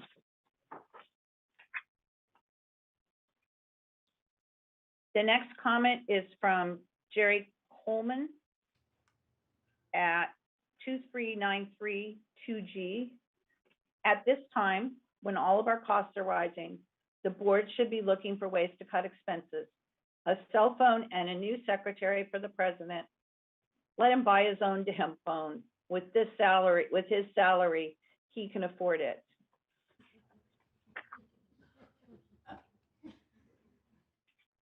The next is from Carol and Rick Tanner, 5080. We are asking that the third board be asked to, 1, replace the current attorney who's misdirecting the board. 2, request GRF and not VMS to handle the training for the board, which must include understanding harassment issues. 3, delay filling the new vacancy and post the vacancy so qualified candidates can apply. And 4, reject hiring a personal secretary as well as purchasing a cell phone for the president. We will be attending the third mutual meeting tomorrow to show our support for improving the protocols and reducing costs where feasible. We hope that you and Jeff might be there too. Next comment, Suzanne Modell, 3314. Dear board members, I urge you not to fill any vacancy by appointment. Many third residents are deeply troubled by the board's lack of oversight and undemocratic decision-making. Filling a vacancy by appointment sends precisely the wrong message. I strongly recommend that the position remain open until it can be filled in a democratic fashion. The next comment is from Gary Fredericks, 5494. I wish to express my opinion regarding issues at the meeting for October 19th. I request that the board, 1, replace the current attorney who's misdirecting the board. 2, request GRF and not VMS to handle the training for the board, which must include understanding harassment issues. 3, delay filling the new vacancy and post the vacancy so qualified candidates can apply. And number 4, reject hiring a personal secretary as well as purchasing a cell phone for the president. The next comment is from Quan Chen Fu, 3450. Dear directors, please do the following. 1, replace the current attorney who's misdirecting the board. 2, request GRF and not VMS to handle the training for the board, which must include understanding harassment issues. 3, delay filling the new vacancy and post a vacancy so qualified candidates can apply. 4, reject hiring a personal secretary as well as purchasing a cell phone for the president. The next comment is from YC Lee, 3166, to the third mutual board directors. I believe the HOA board members are to serve the community and be responsible for all actions and decisions made while carrying out their duties. We must stop all wasteful spending, including the following. Replace the current attorney who is misdirecting the board. 2, request GRF and not VMS to handle the training for the board, which must include understanding harassment issues. 3, delay filling the new vacancy and post the vacancy so qualified candidates can apply. And 4, reject hiring a personal secretary as well as purchasing a cell phone for the president. The next comment is from Amy Haggard, 5021. Dear board, please replace the current attorney who is misdirecting the board. 2, request GRF and not VMS to handle training for the board, which must include understanding harassment issues. 3, delay filling the new vacancy and post the vacancy so qualified candidates may apply. And 4, reject hiring a personal secretary as well as purchasing a cell phone for the president. The next comment is from Shoji and Jean Shai. And again, I'll apologize if I'm mispronouncing anyone's names. They live at 5564A. Number 1, fire current attorney. 2, appoint new board member. Put in for mentor member to vote for vacant position. 3, request for need to hire secretary for president. 4, ask GRF or better company to train our board. The next comment is from Robert Redhead, 3282B. I strongly urge third directors to consider the following. Replace the current attorney who's misdirecting the board. 2, request GRF and not VMS to handle the training for the board, which must include understanding harassment issues. 3, delay filling the new vacancy and post the vacancy so qualified candidates may apply.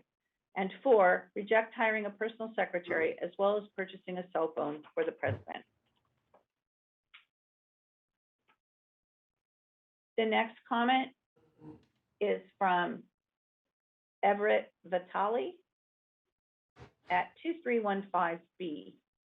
I will never cast my votes for any member who votes for a free secretary or cell phone for any officer, including president of the board. I can see where we are still going down the road of thoughtful spending, but going down the road of thoughtful spending money. The next comment is from, I'm sorry, that's a duplicate. The next comment is from Fred Seiford, 2244B. Dear board, please replace the current attorney who's misdirecting the board. 2, request GRF and not VMS to handle training for the board, which must include understanding harassment issues. Delay filling the new vacancy and post the vacancy so qualified candidates may apply. And 4, reject hiring a personal secretary as well as purchasing a cell phone for the president. Next comment is from Ho Kim, 2257. To whom it may concern, I'm very concerned about the wasteful spending that the board has allowed. In particular, I would like immediate action on the following. 1, replace the current attorney who's misdirecting the board. 2, request GRF, not VMS, to handle the training for the board, which must include the understanding of harassment issues. 3, delay filling the new vacancy and post a vacancy so qualified candidates can apply. 4, reject hiring a personal secretary as well as purchasing a cell phone for the president. Should you have any questions, please contact me. The next comment is from Judy Nedden Byrne at 3426C. I am in agreement with the following. 1, replace the current attorney who's misdirecting the board. 2, request GRF and not VMS to handle the training for the board, which must include understanding harassment issues. 3, delay filling the new vacancy and post the vacancy so qualified candidates may apply. 4, reject hiring a personal secretary as well as purchasing cell phones for the president. Next comment is from Richard Snyder, 5340B. Perhaps this time my email will reach you. I urge Third Mutual to fire the attorney and take away perks for the president, the secretary, and paid cell. We need to save money and rescind the insurance increase. Board governance has been absent. Next comment is from Carolyn Medlin Rote, and she is located at 2404D. I'm disgusted with the HOA increases for 2022. It's too much. We're on fixed incomes and may be forced to sell our home. All this wasteful spending is not acceptable and it must stop now. We're insisting the following take place. 1, replace the current attorney who's been misdirecting the board. 2, request GRF and not VMS to handle the training for the board, which must include understanding harassment issues. 3, delay filling the new vacancy and post a vacancy so qualified candidates can apply. And 4, reject hiring a personal secretary as well as purchasing a cell phone for the president. The next comment is from Fong Chen, 5540. I request, please, number 1, replace the current attorney who's misdirecting the board. 2, request GRF and not VMS to handle the training for the board, which must include understanding harassment issues. 3, delay filling the new vacancy and post the vacancy so qualified candidates may apply. 4, reject hiring a personal secretary as well as purchasing a cell phone for the president. The next comment is from Garo Charles Kumunjin, 2286. As the owner at 2286 and Via Puerta Laguna Woods, I request Third Laguna Hills Mutual Board of Directors to enact the following. 1, replace the current attorney who is misdirecting the board. 2, request GRF and not VMS to handle the training for the board, which must include understanding harassment issues. 3, delay filling the new vacancy and post the vacancy so qualified candidates can apply. 4, reject hiring a personal secretary as well as purchasing a cell phone for the president. The next comment is from Donna Langle, and I do not have a matter number for her. This is a serious problem with Laguna Woods. The third mutual homeowners have been taken advantage for far too long. 1, replace the current attorney who's misdirecting the board. 2, request GRF, not VMS, to handle the training for the board, which must include understanding harassment issues. 3, delay filling the new vacancy and post the vacancy so qualified candidates can apply. And 4, reject hiring a personal secretary as well as purchasing a cell phone for the president. The next comment is from Karen Bowman, 3164A. Unfortunately, I'm out of the country and therefore unable to attend the meeting on 10/19. For the record, I firmly and loudly agree with the following. 1, replace the current attorney who is misdirecting the board. 2, request GRF and not VMS to handle the training of the board, which must include understanding harassment issues. 3, delay filling the new vacancy and post the vacancy so qualified candidates can apply. And 4, reject hiring a personal secretary as well as purchasing a cell phone for the president. The next comment is from Steve Glogow, 3277. Please replace our attorney. My wife and I bought our manor 1 year ago, and I can't believe the way this village is run. It's horrible. We love Laguna Woods, but we feel as though we have no say in what takes place in our city. It's pathetic. We have no control of how our money is being spent, no control how much is spent on ridiculous, unnecessary expenses. We need an attorney who cares about us, the homeowners. Many of us are living on fixed incomes with retirement accounts that are constantly being drained. Please make necessary changes so we can enjoy our golden years without worrying about running out of money. The next comment is from Nancy Holdsworth, 23552. 1, replace the current attorney who's misdirecting the board. I'm sorry, that was point 1. Number 2, request GRF and not VMS to handle the training for the board, which must include understanding harassment issues. 3, delay filling the new vacancy and post the vacancy so qualified candidates can apply. And 4, reject hiring a personal secretary as well as purchasing a cell phone for the president. The next comment is from Kathleen McMeans, 3084N. As a homeowner in Third Mutual, I urge you to help stop wasteful spending in Third Mutual by doing the following that is recommended by the GGC. 1, replace the current attorney who's misdirecting the board. 2, request GRF and not VMS to handle the training for the board, which must include understanding harassment issues. 3, delay filling the new vacancy and post the vacancy so qualified candidates can apply.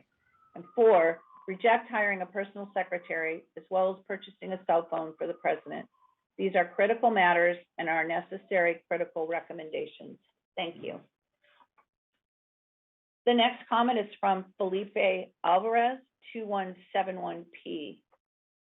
I'm getting priced out of my own home with the high association fees going up every year with less and less service. I can't rent my place because you have an illegal foreclosure process that confiscates my rental income should I fall behind. This is not even closer to foreclosure rules banks have to follow. Please adopt the following demands. 1, replace the current attorney who's misdirecting the board. 2, request GRF and not VMS to handle the training for the board, which must include understanding harassment issues. Number 3, delay filling the new vacancy and post the vacancy so candidates can apply. 4, reject hiring a personal secretary as well as purchasing a cell phone for the president. Thank you. The next comment is from Roger and Joan Ozinga at 5229. Dear third mutual directors, please, 1, replace the current attorney who's misdirecting the board.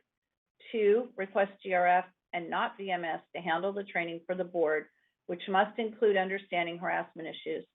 3, delay filling the new vacancy and post the vacancy so qualified candidates can apply. Number 4, reject hiring a personal secretary as well as purchasing a cell phone for the president. Thank you. The next comment is from Glenn Abelson. And again, I do have a number, 5349. Please, replace the current attorney who's misdirecting the board. 2, request GRF and not VMS to handle the training for the board, which must include understanding harassment issues. Delay filling the new vacancy and post the vacancy so qualified candidates can apply. And 4, reject hiring a personal secretary as well as purchasing a cell phone for the president. The next comment is from Carly Gorgano, 5361A. Please make changes for the good of the entire community. 1, replace the current attorney who's misdirecting the board. 2, request GRF and not VMS to handle the training for the board, which must include understanding harassment issues. 3, delay filling the new vacancy and post the vacancy so qualified candidates can apply. And 4, reject hiring a personal secretary as well as purchasing a cell phone for the president. Thank you very much for listening. The next comment is from Deborah Cass at 33651. As a manor owner, I am requesting the board implement the following. 1, replace the current attorney who's misdirecting the board. 2, request GRF and not VMS to handle the training for the board, which must include understanding harassment issues. 3, delay filling the new vacancy and post the vacancy so qualified candidates can apply. And 4, reject hiring a personal secretary as well as purchasing a cell phone for the president. The next comment is from Sheila Bass. And she is located at 5528C. Hello, I'm against all unnecessary spending by the board. I urge you to replace the current attorney who's misdirecting the board and creating enormous expenses. 2, request GRF and not VMS to handle the training for the board, which must include understanding harassment issues. 3, delay filling the new vacancy and post the vacancy so qualified candidates can apply. And 4, reject hiring a personal secretary as well as purchasing a cell phone for the board president. Sir President, I ask if we could just take about a 10-second break here. Absolutely. How long a break would you like to take?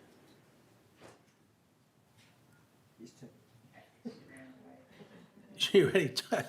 All right. Why don't we take a 10-minute recess, give people a chance to stretch their legs, and then we'll continue. Okay? How many more do we have?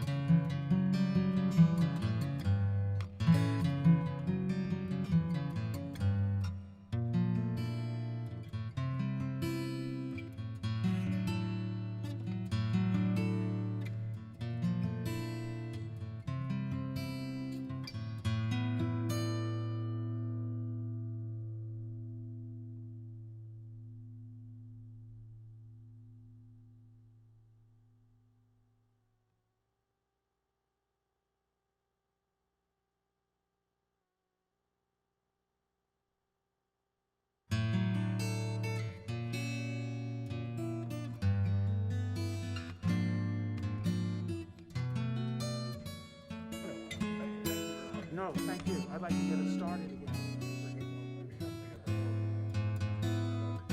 Okay. No, thank you. Appreciate it, sir. Thank you. Are we about ready to get started again? Grant, can you check? The pizza's coming. The pizza's coming. Grant, can you check and see if Eileen is ready? If she feels ready to start again? Sure. I mean, if she's not, we can still take a few more minutes. That's not a problem. I just trying to get a sense of where she is. Eileen, did you say something? This is Elise. Yes, we're ready to proceed. All right, everybody, if we could, Ralph and Frank, Ralph and John.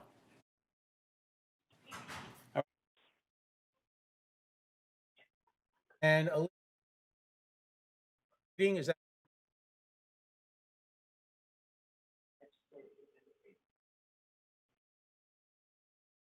I can't hear anybody. We may continue reading now.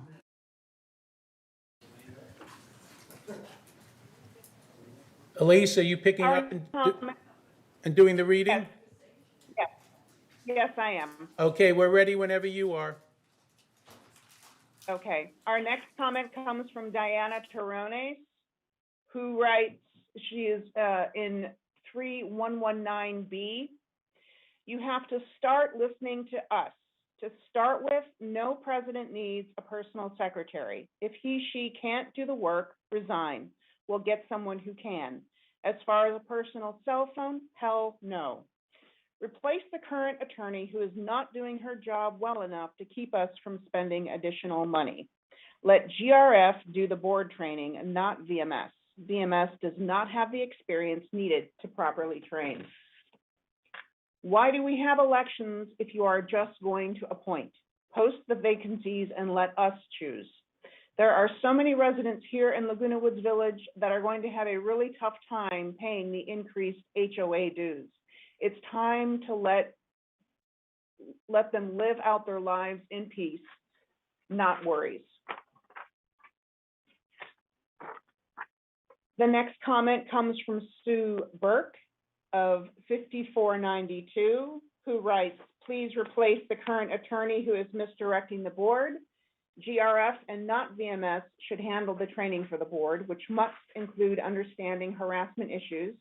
Please delay filling the new vacancy and post the vacancy so qualified candidates can apply. Please reject hiring a personal secretary as well as purchasing a cell phone for the president. The next comment comes from Todd Chapman of 3446A, who writes, please respect our total community and reject hiring a personal secretary and purchasing a phone for the president. Replace the current attorney, revise the filling on a new vacancy and posting for new members can apply. Add current board members and current board members must be trained for the board position they are elected for. Thank you.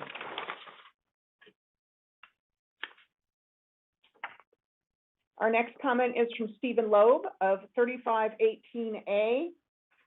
Please forward to the members of the third board. Thank you. My name is Stephen Loeb, and I have been a resident owner for over 10 years. I request the following. Replace the current attorney who is misdirecting the board.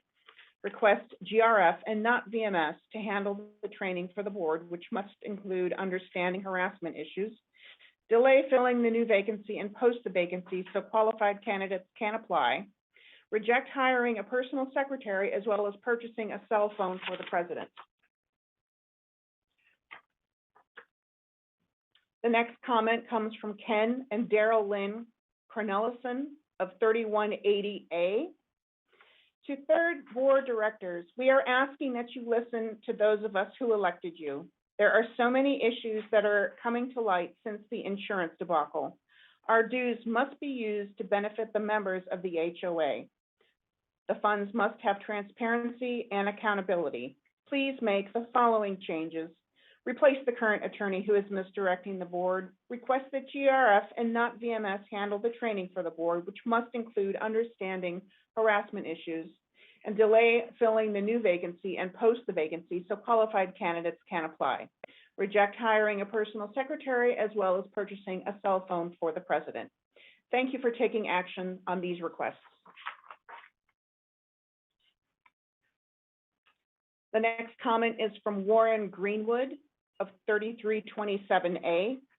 Dear third directors, I, as well as many others, am very unhappy about the results of the vote which resulted in the increase in our HOA fee. I am guessing that the second vote, like the first vote, was a result of not meeting quorum. It seems there might have been a way to handle that better. I am in agreement with the following. Replace the current attorney who is misdirecting the board. Request GRF and not VMS to handle the training for the board, which must include understanding harassment issues. Delay filling the new vacancy and post the vacancy so qualified candidates can apply. Reject hiring a personal secretary as well as purchasing a cell phone for the president. The next comment is from Marlise Diamond of 5267, who writes, number 1, replace the current attorney who is misdirecting the board. Number 2, request GRF and not VMS to handle the training for the board, which must include understanding harassment issues. Number 3, delay filling the new vacancy and post the vacancy so qualified candidates can apply. And number 4, reject hiring a personal secretary as well as purchasing a cell phone for the president. The next comment comes from Joanne Koo of 3171C. Third directors, please replace the current attorney who is misdirecting the board. Please use GRF and not VMS to handle the training for the board, which must include understanding of harassment issues.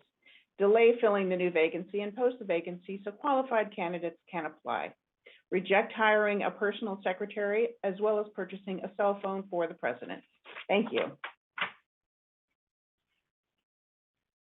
The next comment is from Charles Sonderman of 3465A, who writes, replace current attorney, GRF should handle board training, new vacancy should be filled by popular vote, do not hire a personal secretary or purchase a cell phone for the president. The next comment comes from Sherry Hammond of 2237A and Irene Selnick of 2117A. Dear board members, as two owners and third, we strongly urge you to replace the current attorney who is misdirecting the board. Request GRF and not VMS to handle the training for the board, which must include understanding harassment issues. Delay filling the new vacancy and post the vacancy so qualified candidates can apply. Reject hiring a personal secretary as well as purchasing a cell phone for the president. Thank you.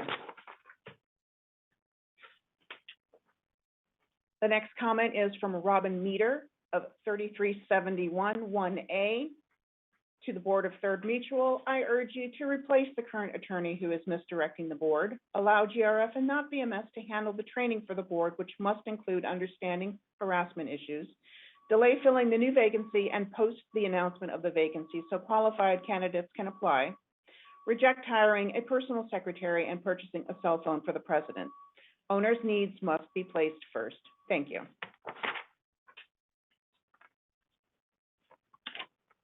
The next comment comes from Emily Schwartz of 3169O. I wish to join the chorus of member voices supporting improvements to Third Mutual governance to make it more responsive to members' needs as follows. Replace the current attorney who is misdirecting the board. Request GRF and not VMS to handle the training for the board, which must include understand harassment issues. Delay filling the new vacancy and post the vacancy so qualified candidates can apply. Reject hiring a personal secretary as well as purchasing a cell phone for the president. I am personally horrified that the board would consider hiring a personal secretary for the new president as well as providing a member-paid cell phone for him when we desperately need more staff in Manor Alterations Division to address member needs.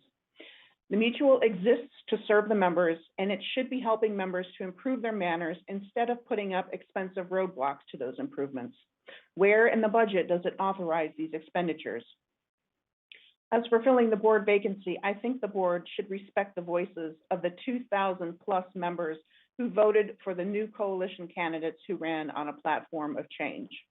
Although bylaws 6.6.6.2 authorizes the board to appoint a replacement for the director who is resigning, if the board does not appoint a replacement, 6.7 states the procedure for members to vote on the replacement. It would be prudent for the board to allow members to vote on this replacement. Thank you. The next comment comes from Leon and Linda Vitort of 2279P.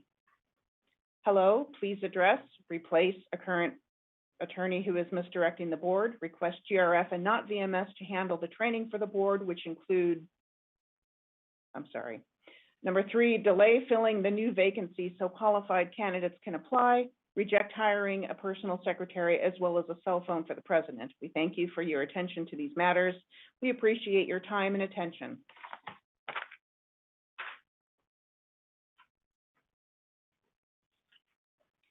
The next comment comes from Dorothy Curran, of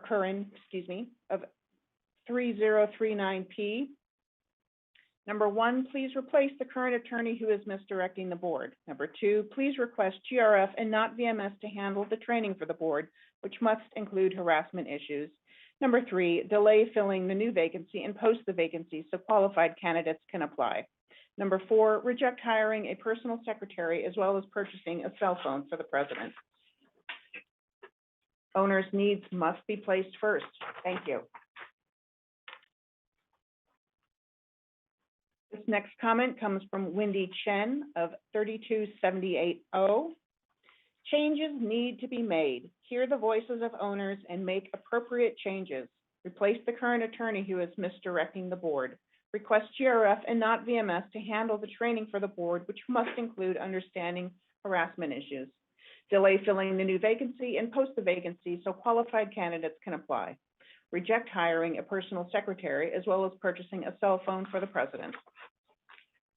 The next comment comes from Christopher Leong of 40123C, who writes, Number 1, replace the current attorney who is misdirecting the board. Number 2, request GRF and not VMS to handle the training for the board, which must include understanding harassment issues.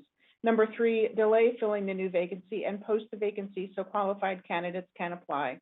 Reject hiring a personal secretary as well as purchasing a cell phone for the president. The next comment is from Cheryl Lutz of 3033Q. I am asking you to please send an email to the third mutual directors to do the following. Number 1, replace the current attorney who is misdirecting the board. Request GRF and not VMS to handle the training for the board, which must include understanding harassment issues. Delay filling the new vacancy and post the vacancy so qualified candidates can apply. Reject hiring a personal secretary as well as purchasing a cell phone for the president. Our board seems to have its own agenda in wasting our money instead of putting the needs of the community first. They need to correct number 1 and number 4, which is costing unnecessary expenses out of our money. None of the other governing bodies in Laguna Woods caused the kind of increase we are seeing in our HOA fees. The next comment is from Sharon Gillen of 2271Q. Stop the wasteful spending on the following. Replace the current attorney who is misdirecting the board. Request GRF and not VMS to handle the training for the board, which must include understanding harassment issues. Number 3, delay filling the new vacancy and post the vacancy so qualified candidates can apply. And reject hiring a personal secretary as well as purchasing a cell phone for the president. The next comment is from Chris Quilter of 2111P, who writes, a divided board is also an opportunity for both factions to take a fresh look at all the fundamentals in running Third Mutual. These recommendations strike me as reasonable. Please discuss reviewing the performance of the current attorney and replacing her if needed. Please delay filling the new vacancy and post the vacancy so qualified candidates can apply, or find a consensus candidate you can all accept. Please don't hire a personal secretary for the president. I'm on the fence about the cell phone since anyone in that position is likely to get a lot of phone calls. I appreciate your collective willingness to serve in what strikes me as a fairly thankless job.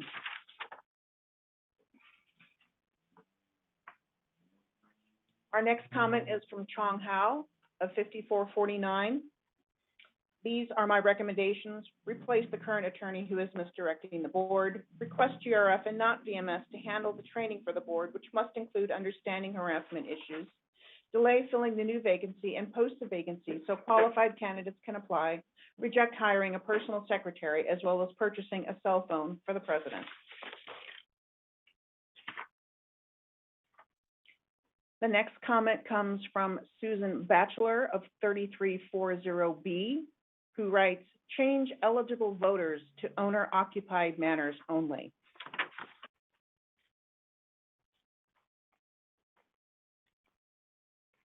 Our next comment comes from Sharon Phillips at 5522, Unit C. My name is Sharon Phillips. I am requesting that door hangers be allowed in Laguna Woods Village. The next comment comes from Jeanette Peck at 3412A. During elections, I volunteer to help get out the vote in Laguna Woods. The Laguna Woods Democratic Club distributes door hangers to our voters. The door hangers recommend candidates and propositions and also provide information on where to vote or drop off a ballot and who to contact if no vote by mail ballot is received. I believe that a single door hanger is the safest, most effective method of delivering our information to most residences in our area. In the past, we did distribute campaign literature from each of our candidates, but currently have opted for the single two-sided door hanger. As an elderly resident, I find removing a door hanger from my doorknob much easier than trying to squat and scrape a card or paper off my rough concrete porch. Our other volunteers and residents seem to agree with this opinion. I request that Resolution 3759, Item 1B, be revised to read, material that is distributed door to door may only be left on the surface of the thresholds in front doors or hung from doorknobs. Material may not be placed in United States Postal Service delivery points, nor left on vehicles and carports.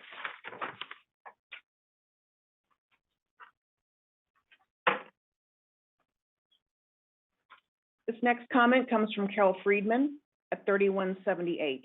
During elections, I volunteer to help get out the vote in Laguna Woods. The Laguna Woods Democratic Club distributes door hangers to our voters. The door hangers recommend candidates and propositions and also provide information on where to vote or drop off a ballot and who to contact if no vote by mail ballot is received.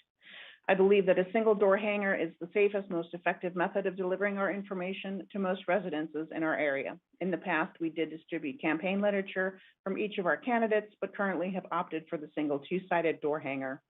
As an elderly resident, I find removing a door hanger from my doorknob much easier than trying to squat and scrape a card or paper off my rough concrete porch. Our other volunteers and residents seem to agree with this opinion. I request that Resolution 3759, Item 1B, be revised to read, material that is distributed door to door may only be left on the surface of the thresholds of front doors or hung from doorknobs. Material may not be placed in USPS delivery points, nor left on vehicles and carports.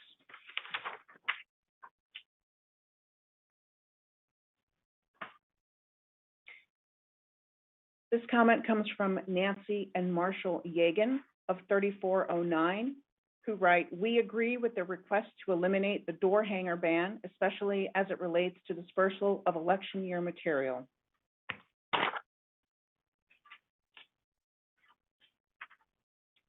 Sharon Updike from 3479B writes, please change the rule to allow door hangers.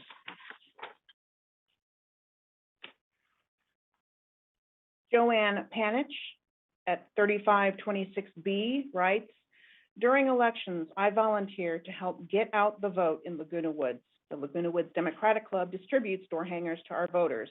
The door hangers recommend candidates and propositions, provide information on where and when to vote or drop off a ballot, and also who to contact if no vote by mail ballot is received. I believe that a single door hanger is the safest, most effective method of delivering our information to the most residences in our area. In the past, we did distribute campaign literature from each of our candidates, but currently have opted for the single two-sided door hanger. As an elderly resident with a problematic back, I find removing a door hanger from my doorknob much easier than trying to bend down and scrape a card or paper off my rough concrete porch. Other volunteers and residents seem to agree with this opinion. I request that Resolution 3759, Item 1B, be revised to read, material that is distributed door to door may only be left on the surface of the thresholds of front doors or hung from doorknobs. Material may not be placed in USPS delivery points nor left on vehicles and carports. Thank you very much for your consideration in this matter, and congratulations to our new board members.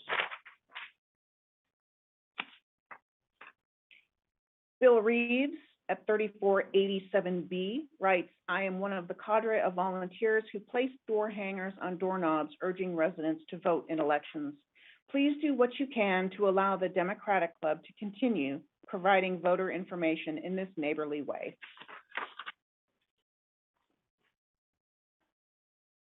Sue and David Deering of 3197C write, Dear Directors of Third Mutual, as president of the Laguna Woods Democratic Club, I received a notice from compliance this year that we are not allowed to hang anything on doorknobs in Third. I believe that Resolution 3759, Item 1B, should be changed so that information can be hung on doorknobs and gates. It is so much easier for residents to retrieve information from a doorknob or gate handle than from the ground underneath a doormat. Many residents also don't have doormats, so materials could fly away and become litter. Many Third residents also have gates, which I am hesitant to open. Therefore, I would prefer leaving election materials on the gate or the doorknob. The three newly elected directors of Third distributed election materials and put them rolled up on my door. They realized that it is much easier for older residents not to have to bend down. I hope that their presence on the board will result in a change to this resolution. Thank you for your attention to this matter and for your service to the residents of Third.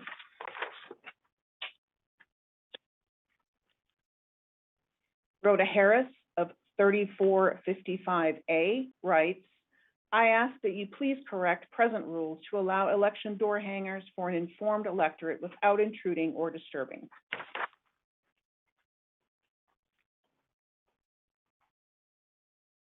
Our next comment is from Mary Walker at 5338, Unit E.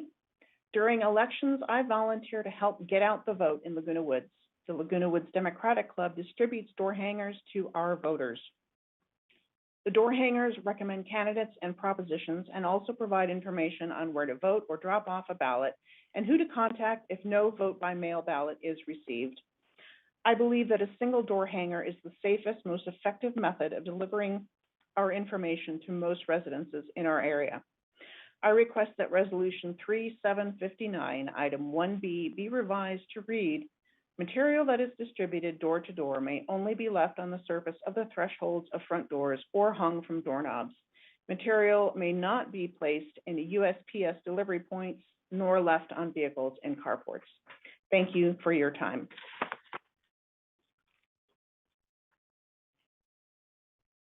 Our next comment comes from Jay Lacey of 3024D. Dear Board, my name is Jay Lacey. I own a home at 3024D and am the founder of a group called Concern. Concern is village members whose mission is to protect the architectural and landscape integrity of the village. I'm also an HOA manager. Members should only need to escalate matters to the board if we do not get satisfaction at the management level. I'm here today because I cannot get a response from the VMS general manager about how our property is maintained. The concern group is worried about the maintenance and integrity of our buildings. At the September board meeting, I did a member comment asking why termite and rot inspections are not done on a regular basis. Most HOAs have annual inspections to catch termites and rot early before it turns into full-blown tenting jobs or complete wall and balcony replacements. Third spends $3 million a year in mostly unnecessary termite and rot projects. At that meeting, The general manager replied to my member comment, but was vague and failed to state how often regular termite and rot inspections by a licensed termite inspector are performed. He actually said he relies on members to determine if there's termites or rot. Following that meeting, I emailed him for clarification of what he said at the meeting, again asking him how frequently termite and rot inspections are done.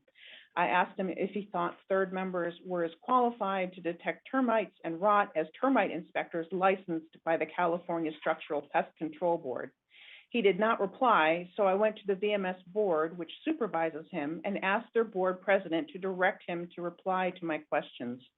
Neither the general manager nor VMS board president has responded.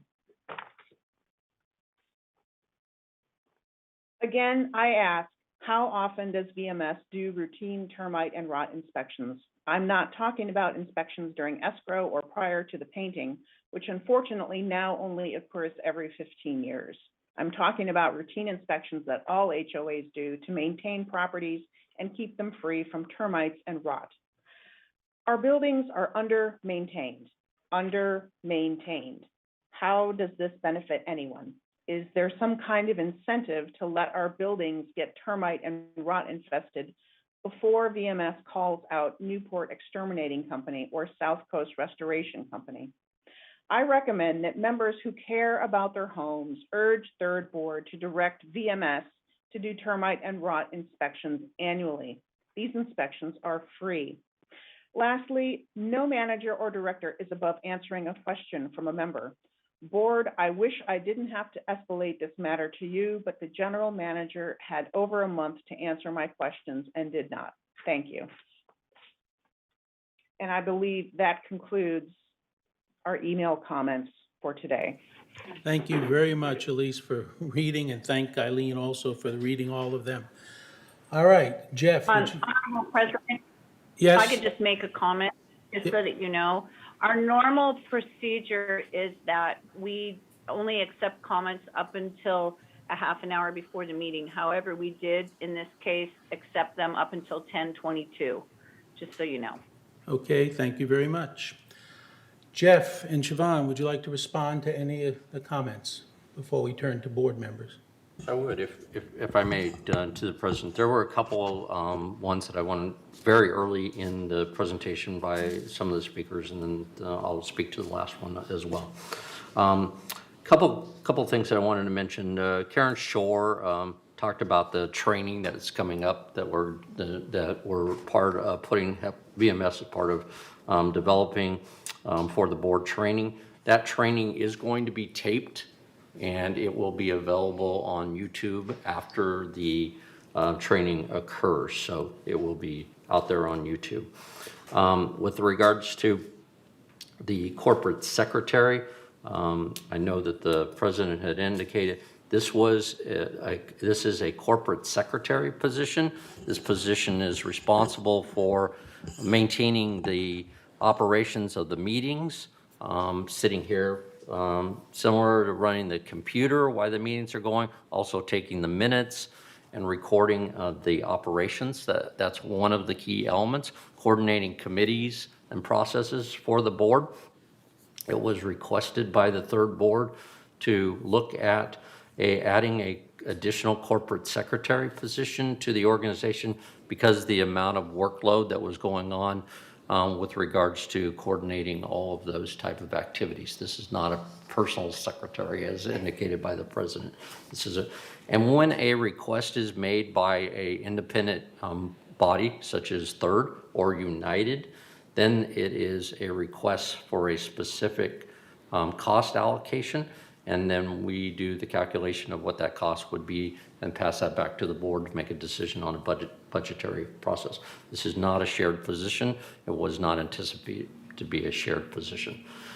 So I just wanted to clarify on that. The third thing I wanted to mention was Mr. Camara had mentioned insurance and whether our insurance analyst who was involved, and that's individual Dan Yost. I just want to assure the board here and all the residents that Dan Yost has been an intricate person involved with not only Third's insurance, United's insurance, GRF's insurance and VMS's insurance. And the reason for the movement of Dan Yost over to HR was adding the responsibility of our workers' comp insurance, which is one of the biggest expenses that we have at VMS. So that responsibility, along with liability insurance, are probably two of the biggest areas. Ironically, I know we have a lot of discussion about property tax, but when it comes to the time and effort by Dan Yost as far as insurance analysts, liability and workers' comps are two of the biggest areas, and that's the reason for the shift. Obviously, he would still be engaged with regards to our finance team if necessary with regards to that. They're just down the hall. The last couple other ones I wanted to mention, Mark, I hope, Mark, I pronounce your name, is Hayes. That was the resident with regards to the attic issue. We've contacted our staff and he is going to be in contact. Manuel Gomez, our director of M&C, is going to contact him directly with regards to the process that occurred relative to that. And then the other one was with regards to tree trimming issue. And we are having Kurt Wyman get back to that individual with regards to the berries and the droppings with regards to, and that was Sue Lasser with regards to that service. I did want to mention part of the CEO's comments too was that you had Councilmember Noel Hatch here, and he mentioned the fact, and we had a meeting yesterday, there is a new contractor coming out for the city of Laguna Woods with regards to trash pickup. That new franchise agreement was approved by the Laguna Woods City Council last Thursday night.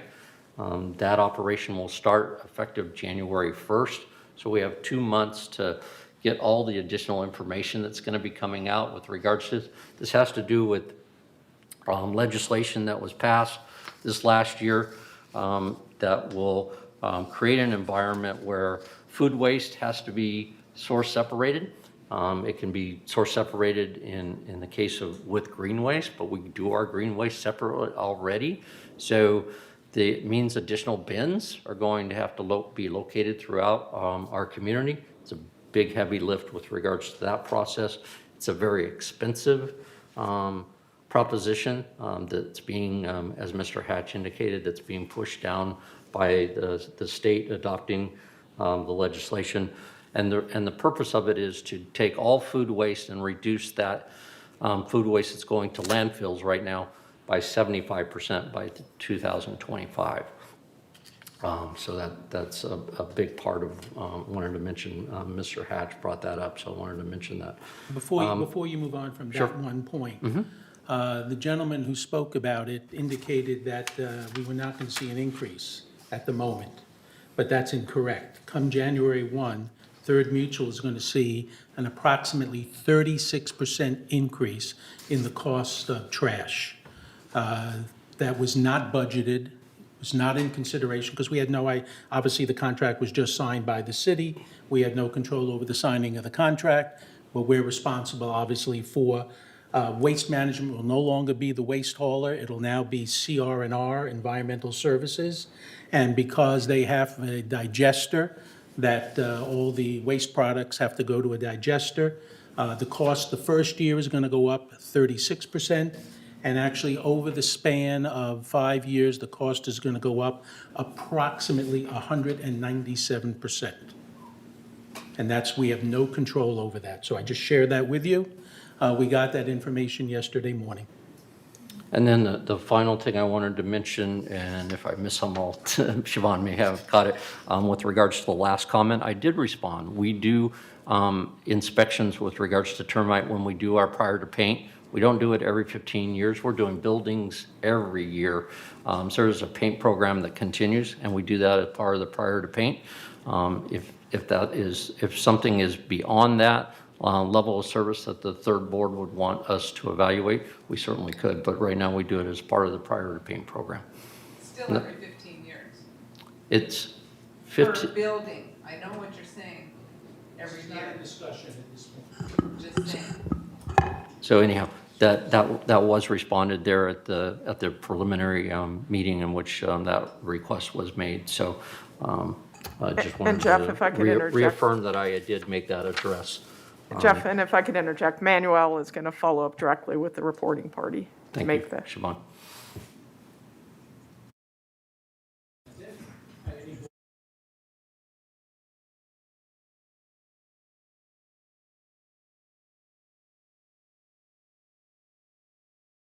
Yes, I have a question. What is the extent of the cost? The trash.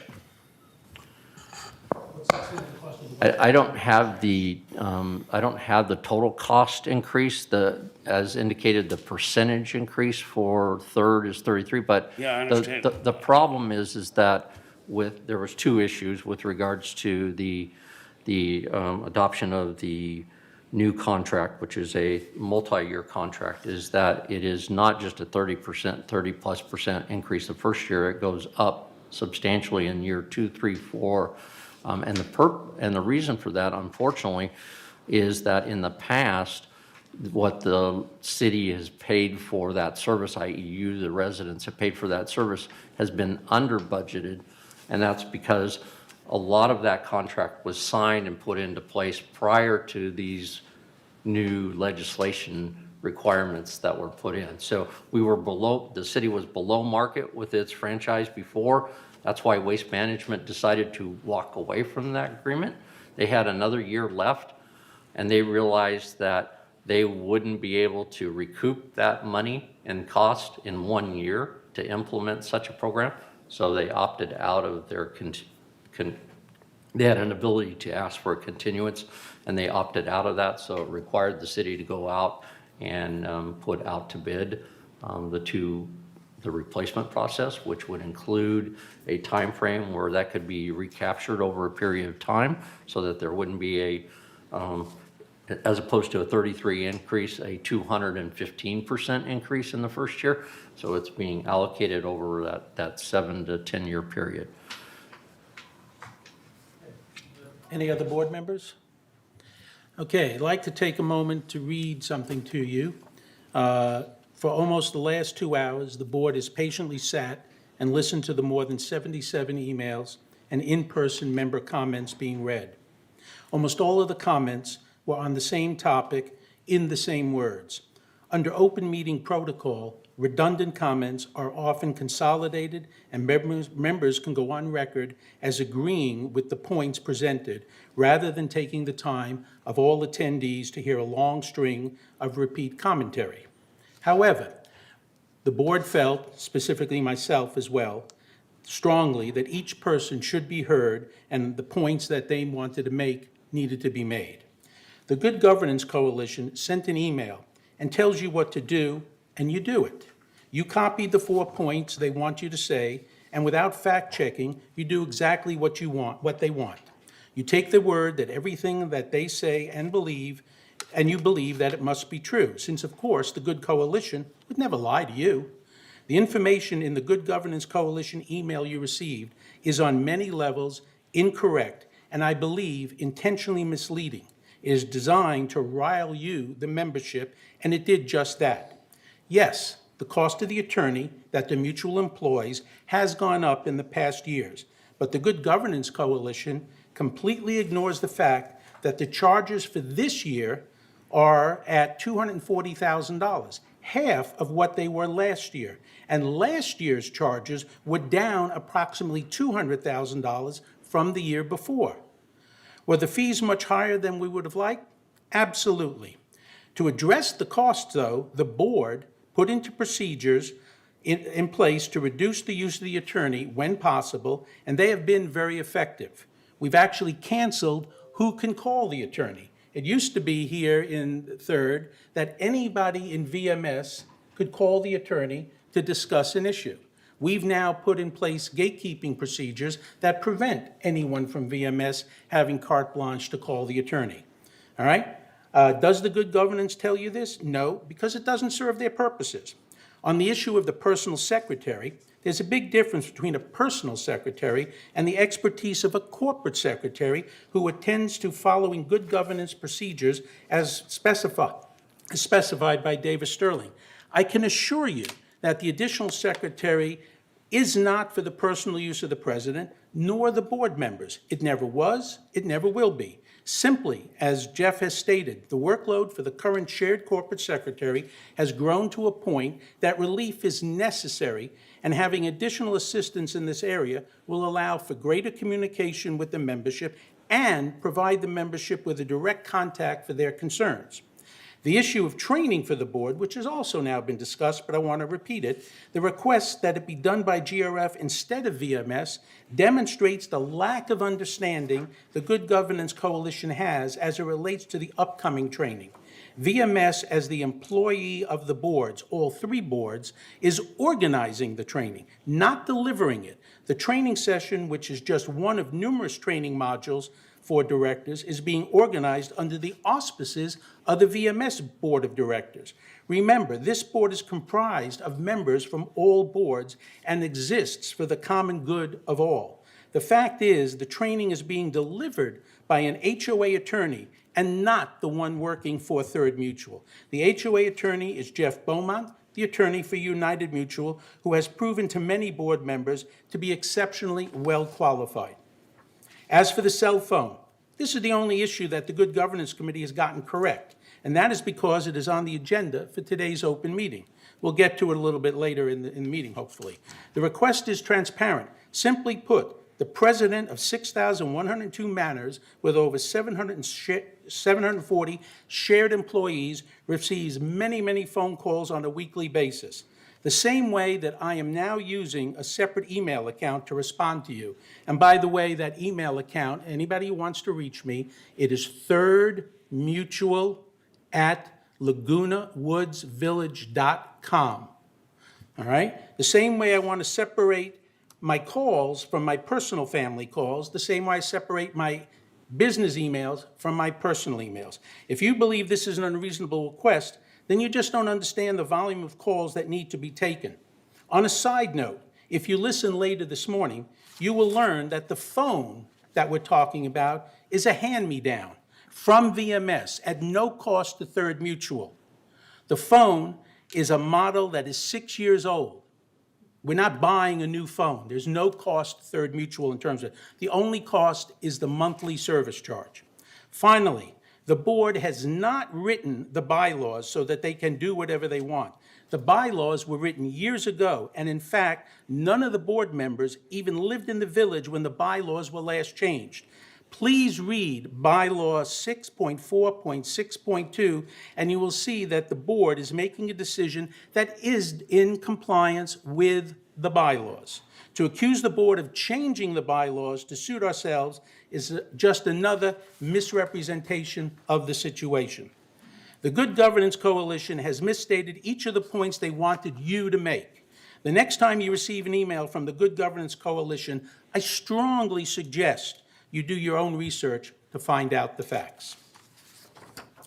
All right, moving on to the agenda. Next item on the agenda is the CEO report and CFO report. Just real quickly, I reiterate the information will be coming out, obviously, in the next couple months with regards to the waste hauling issue, with regards to the city and how that will work with CR&R and the village.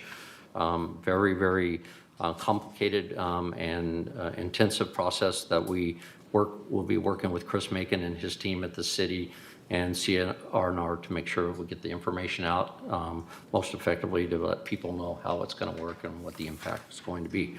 The only other thing I wanted to mention real briefly was I usually give you a little quick update on COVID. I'm pleased to provide some really positive information in the sense that hospitalizations and ICUs have been dropping steadily lately.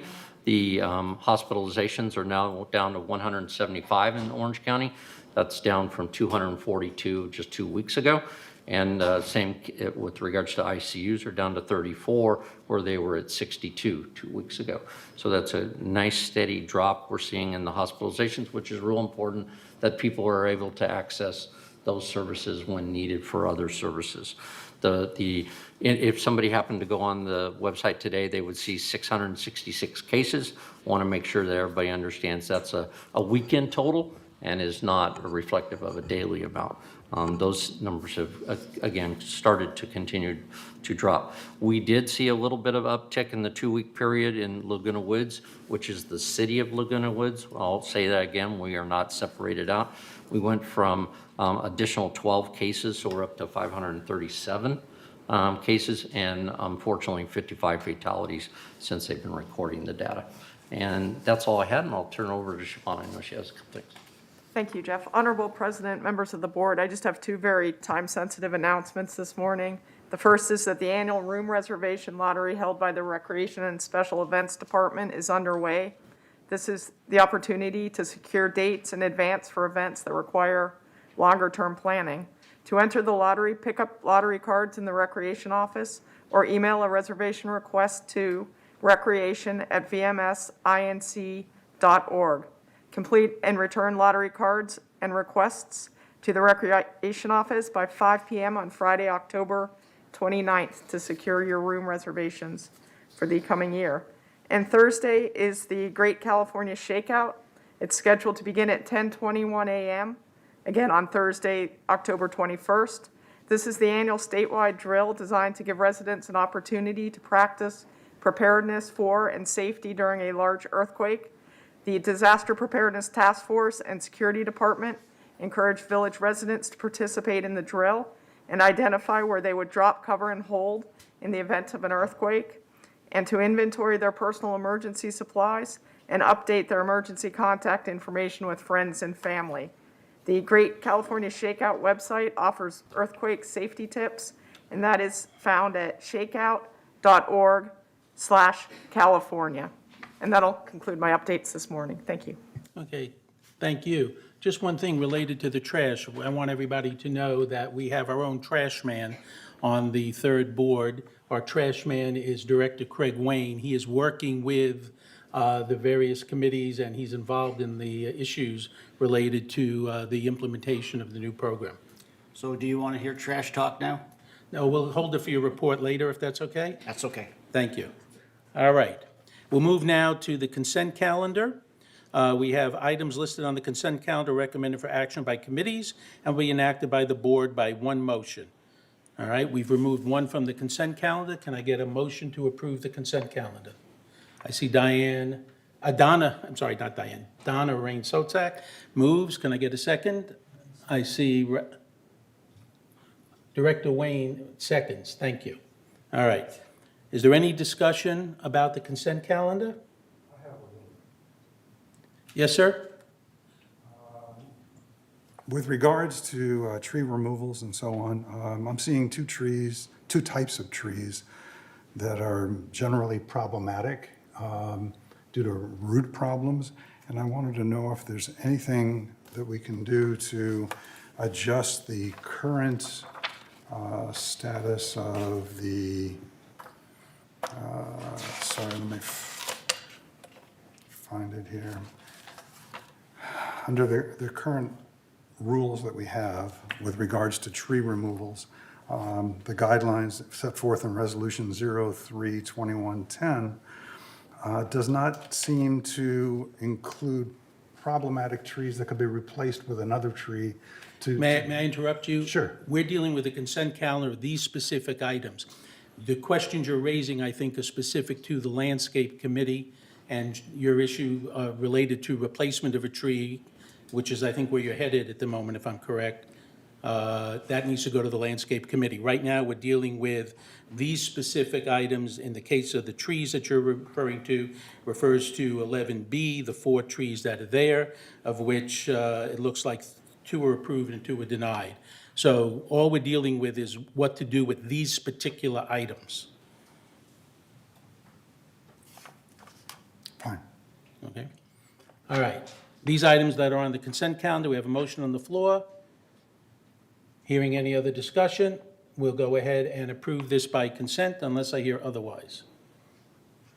All right, all the items are approved by consent. We now move down to unfinished business, and the first item is entertain a motion to adopt a resolution for alteration fee schedule revisions. And Director Cook, you wanted to make a comment related to this? Yes, and discussing with you about alterations on the future For the future agenda, we have the resolution for manner alteration requests and modifications, where we're not doing exactly what United's doing, but we want to streamline and make it less cumbersome. And I think that this item, where we're more than quadrupling the cost of an application for a variance, should be tabled until we figure out our streamlining of alterations and variances where we've done the same variance for hundreds of units. Example would be enclosed balconies and patios, that this cost should not be reflective of what those should cost when it's the same thing over and over again. We're not reinventing the wheel on a lot of these variances that are being issued.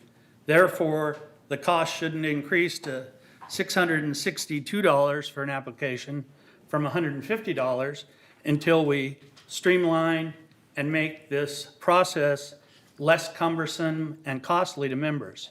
So I'd like to see that tabled. Well, let me ask you, until after we do the streamlining. instead of tabling it, would you rather recommend it goes back to committee?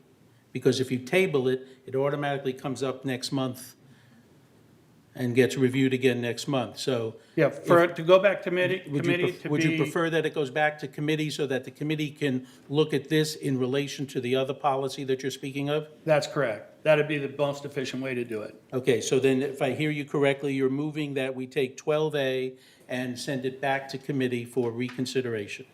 Along with the new policy that Well, we're going to develop. the new policy is separate, but we're Right. just dealing with this item right here.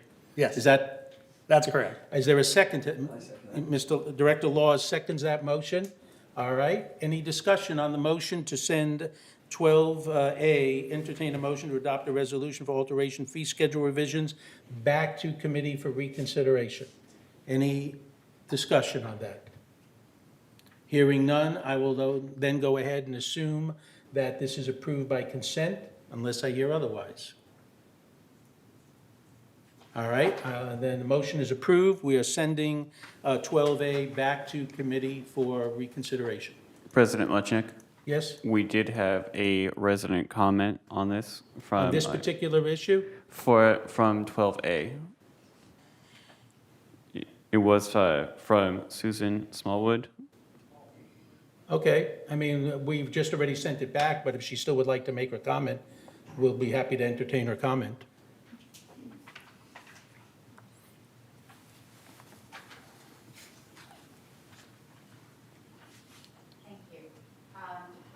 That you are pushing it off. I moved here 11 years ago, and a fee to redo my condo was $15. And every year since then, the costs keep going up and up and up on variances and remodels, and people moving in here now facing with a $93 increase. And I think this needs to be looked at, and it needs to stay where it is. Thank you. Okay, thank you. All right, moving on to item 12B. Entertain a motion to adopt a resolution to revise the pest control for termite policy to allow for unscheduled fumigation of single-unit buildings. This was placed originally on 28-day notification in September, and it's now up for final approval. The motion is before you. Can I get a mover to make the motion? Annie makes the motion. Kush seconds the motion. Is there any discussion about this issue? Just for clarification for members who might not be familiar, this issue relates to the idea that there are individuals in the community who do want to have their units fumigated. They're not scheduled for fumigation, but they choose to want to have their unit fumigated, and we will permit that. These are for single standing units only. They are not for three-story units. They are not for two-story units. They are not for attached units. This only applies to single standing, freestanding units that they can apply to have their unit fumigated. They have to pay all expenses related to that fumigation, but they're allowed to do that. Kush? You may want to elaborate. Most of them are in gate 11. Most of the units are in gate 11. There are a number of them that are in gate 10 as well. Correct. But most but are gate 11. 99% of them. Yes. Yes. All right. Director Laws? I have more of a procedural question. Approved by consent, what does that mean? That means that nobody dissents. If you disagree, then you voice your opinion that you disagree. But if I don't hear from you that you disagree, I'm assuming you consent to the motion. In some cases, I want to abstain. Should I? Then yes, you need to notify that you're not consenting, you are abstaining or dissenting. Okay, I was expecting something to come up where I voted by this tool here. No problem. Okay? Thank you. All right. Hearing no more discussion on this particular issue, I will once again assume by consent, unless I hear otherwise. Oh, good, okay. Then the motion has been approved. On to new business. Entertain a motion to introduce a resolution for the collection and lien enforcement policy. This will go on 28-day notice. Let me share with you the background. The proposed 2022 Third Lien Laguna Hills Mutual Collection and Lien Enforcement Policy outlines the procedures, policies, and practices employed by the mutual in enforcing lien rights or other legal remedies against members who are in default in payment of assessments. The specific policy resolution reads as follows. Let me just get a sip of water if you don't mind.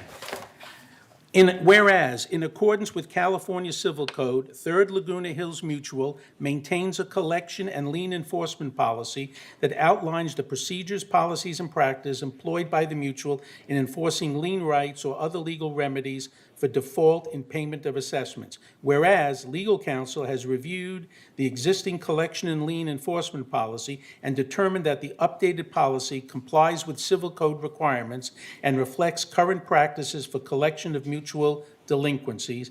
Now, therefore, be it resolved, today's date, that the Board of Directors hereby adopts the 2022 Third Laguna Hills Mutual Collection and Lien Enforcement Policy as attached to the official minutes of this meeting, and resolve further, the policy statement is provided pursuant to the requirements of California Civil Code, Section 5310, parentheses A, parentheses 7, and will be distributed to members in November 2021 as part of the annual policy statement.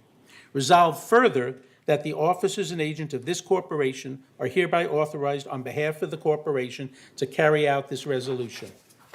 This resolution, like I said, will be placed on 28-day notification to be reviewed and approved at the next meeting.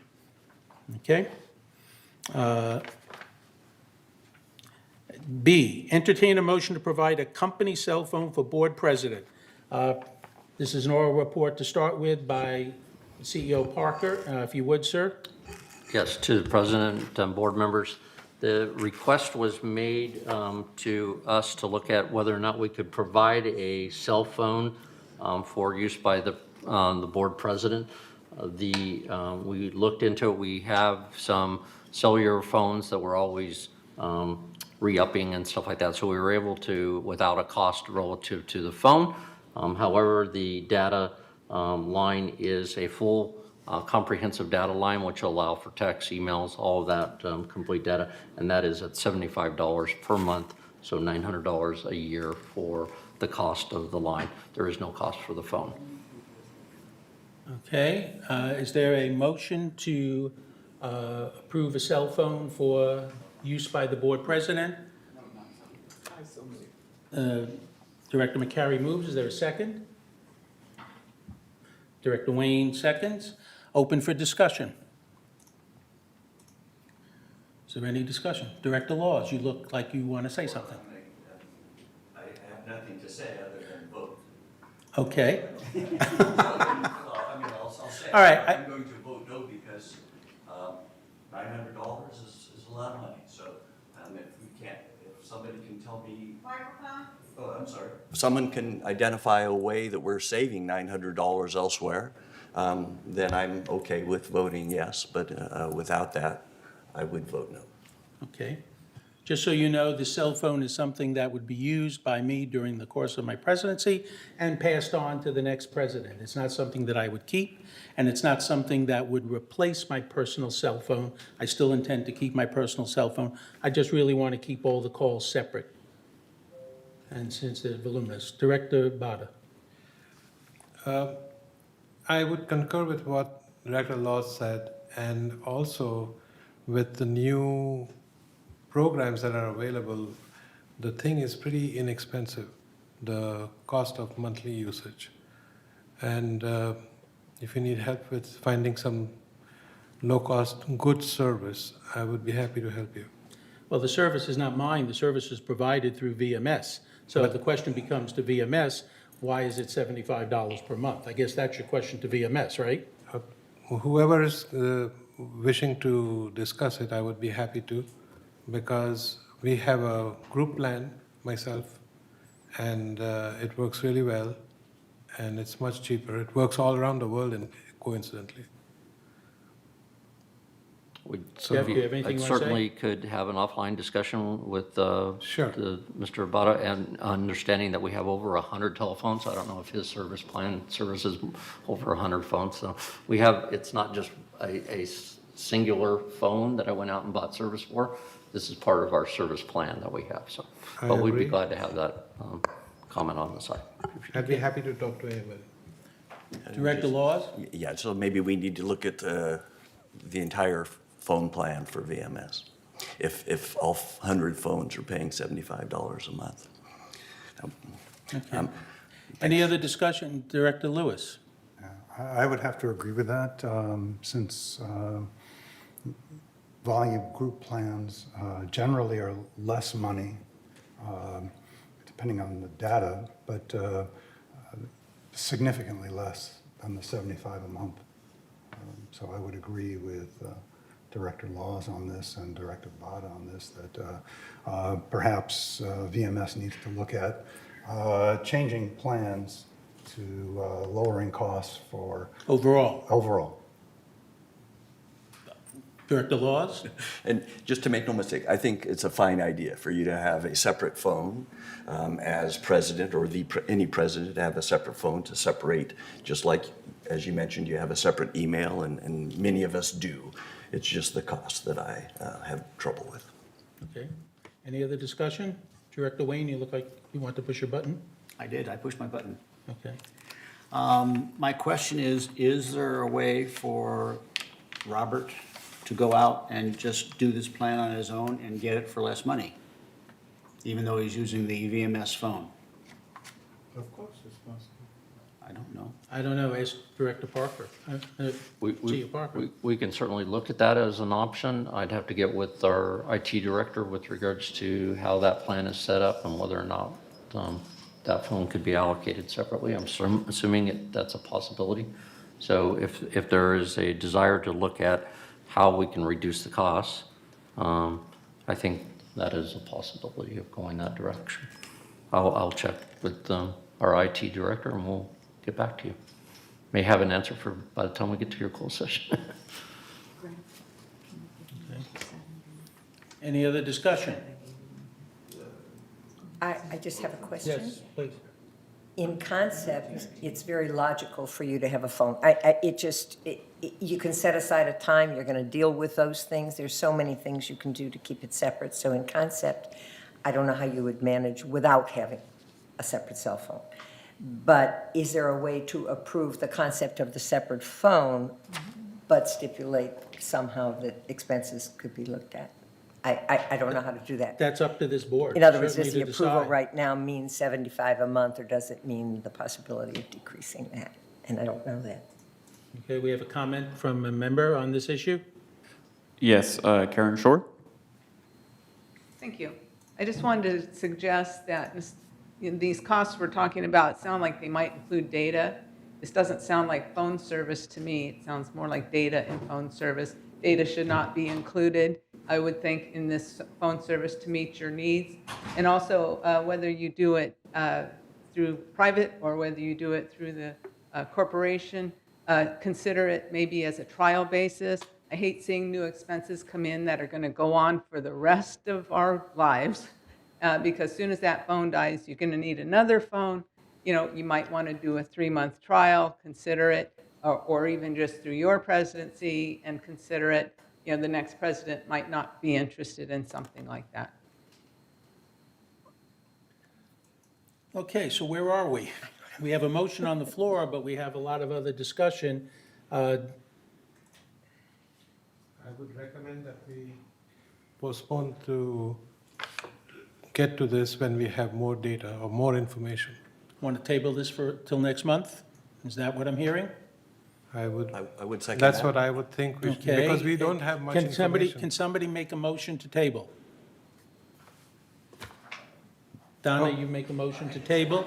Is there a second to the table? I would second that. Second, it's non-debatable? Yes. By Robert's rules, so we take a vote on tabling the motion. All those in favor of tabling the motion signify by saying aye. Aye. President Wojcik, I can put it up on the screen. Oh, if that go is ahead, easier. put it up. Okay. Please, just make it simple so we'll have it officially recorded. Grant, my screen is not showing it. My screen looks like his screen. So what do I do? We just touch it and we know Okay. where we are. No, yes. So So we're only voting to table. this is to table it, right?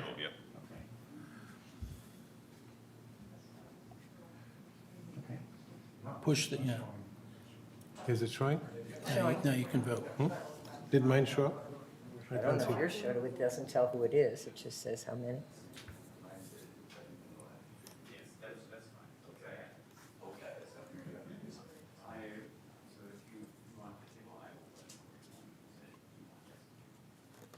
Yes.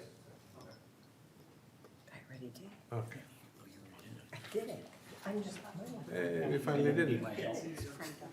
Oh, thank you, thank you, thank you.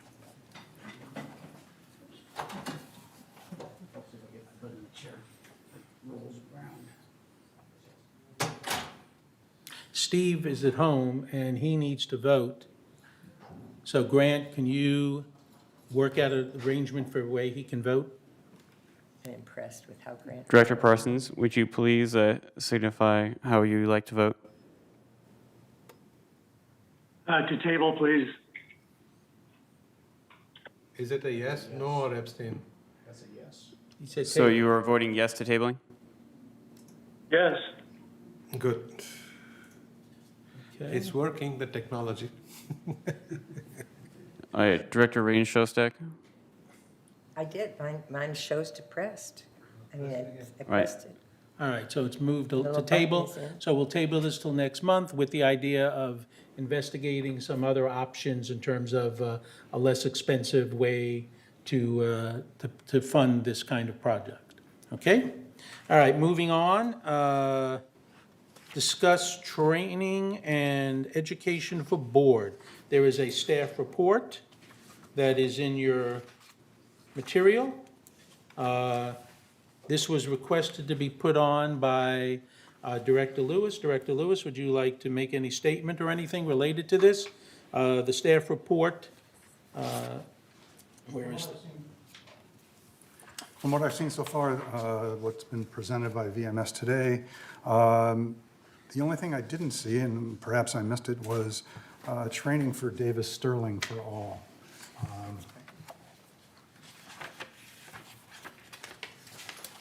I saw mention of, as it says here in the staff report, extensive overview of current legislation and guidelines that all directors must follow. Am I to assume that's Davis Sterling? Yeah, it'll be David Sherman, but let me share with you what I have. This may be helpful. This is all board training, November 15th. This is a draft agenda. I want to make sure that everybody understands it's a draft, okay? The Golden Ring Foundation Trust, presented by Jeff Beaumont. That's all about the trust. Then after he does that in the morning, there'll be a break.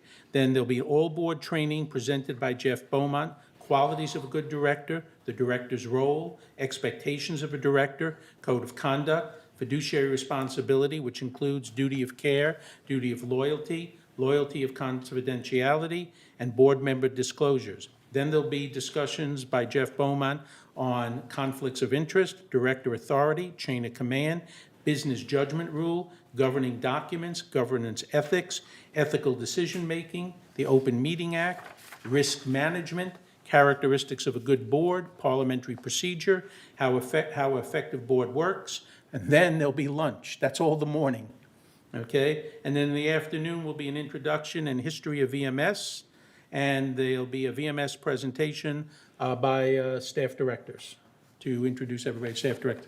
That is what I have as the moment, is a draft agenda, most of which is Davis Sterling. Is that helpful to you? Yes. Director Laws? Is harassment going to be discussed? It's not on the list. I don't see it, but Director, I'm sorry, Siobhan Foster, please. We have a separate online harassment prevention training that directors all took before the end of June that we can make available to all new directors. And they have to take it, right? Yes. They have to take it. All right? So that addresses that issue. Is there anything else related to that issue, Director Lewis, that you want to raise or discuss? No, I realize that there's time constraints in the one day. So the most important points are being covered, and specific things will be taken care of on an as-needed basis through our meetings, and so that's fine. Thank you. All right, sir, thank you. All right, entertain a motion to update the 2022 reserve study findings. President Munchnick, Yes? we do have a resident comment on 12C. On 12C training? Sorry, on 13C rather. Okay. As far as potential training programs are concerned, I believe that GRF directors and any other interested directors could be utilized to contribute to the content of that program, even though you sound like you have your content there. And maybe we can get a copy of that posted to the website. Let's see, I agree with your comments earlier today, Mr. Munchnick, that I believe our management company needs to do the tasks that we assign to them, not the GRF management that was discussed copiously today. They can contribute, certainly, but we pay staff to do the work, the legwork, and I agree with you on that.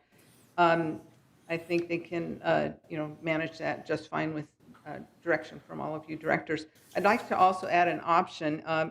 First, I'll add that I think that harassment policy should be included and then also that needs to be made public as well, so that the residents have access to that. I'd like to see it all together. This is a huge program you're trying to put in just a few days. I see that there will be future modifications of that coming up. And I'd like to also add again an option I suggested a while back that I have never heard back on, and that was to include some kind of an anonymous reporting option of unethical behavior as perceived by the board. If any one of you board members perceive something that's happening and you don't feel the freedom to be able to, bring that to someone that's not your peers here and you don't feel it's acceptable, I think you need an option to be able to do that. We had an incident earlier this year on one of the other boards that created quite a problem and of unethical behavior that actually happened. And I don't know if the investigation was completed on it. I assume part of it was because I had a private investigator contact me. And so I don't know where it went, and you don't need to tell me, but just that there's an option for somebody to do something like this, to report it instead of just going to a private member in the community. I was not asked to do this, but I just felt it incumbent that you needed an option for that. And hopefully it would not be used, but it needs to be in place. Thank you. Okay, moving on. The updated Director Bada. Yeah. I also want to see that we put some provision for a... Can't hear you. My apology, it turned off by mistake. I also want to see that we add a provision instead of having just one annual training and we bunch it all together, so we have more than once a year, either every 6 months or a quarterly or something, whichever is suitable. So we have a refresher and a new item on the following day. Well, just so you know, not only will you have this training, but come January, you'll also have an update on all the new laws that are in place and how they impact us directly. So there'll be a second training, at least in January, specifically related to that. But I that hear would what be you're a- saying in addition, but I just want to share with you that this is not the only training. Plus, there are all the videos that are up online that relate to all other areas that board members can view as Okay. well. So there are other things that are available as well. That's good. There was another hand over here I saw. Director Laws? Yeah, I'm going to wait till you finish this topic before you went on to the next. Oh, okay. All right. Trying to get in there. All right, we are now on the next topic, which is the reserve fund, the update. There is a resolution. Let me read you the resolution. It was before you got here, after Okay. training, before the reserve fund. Did we, do you finish 13A? You read it, was there a vote?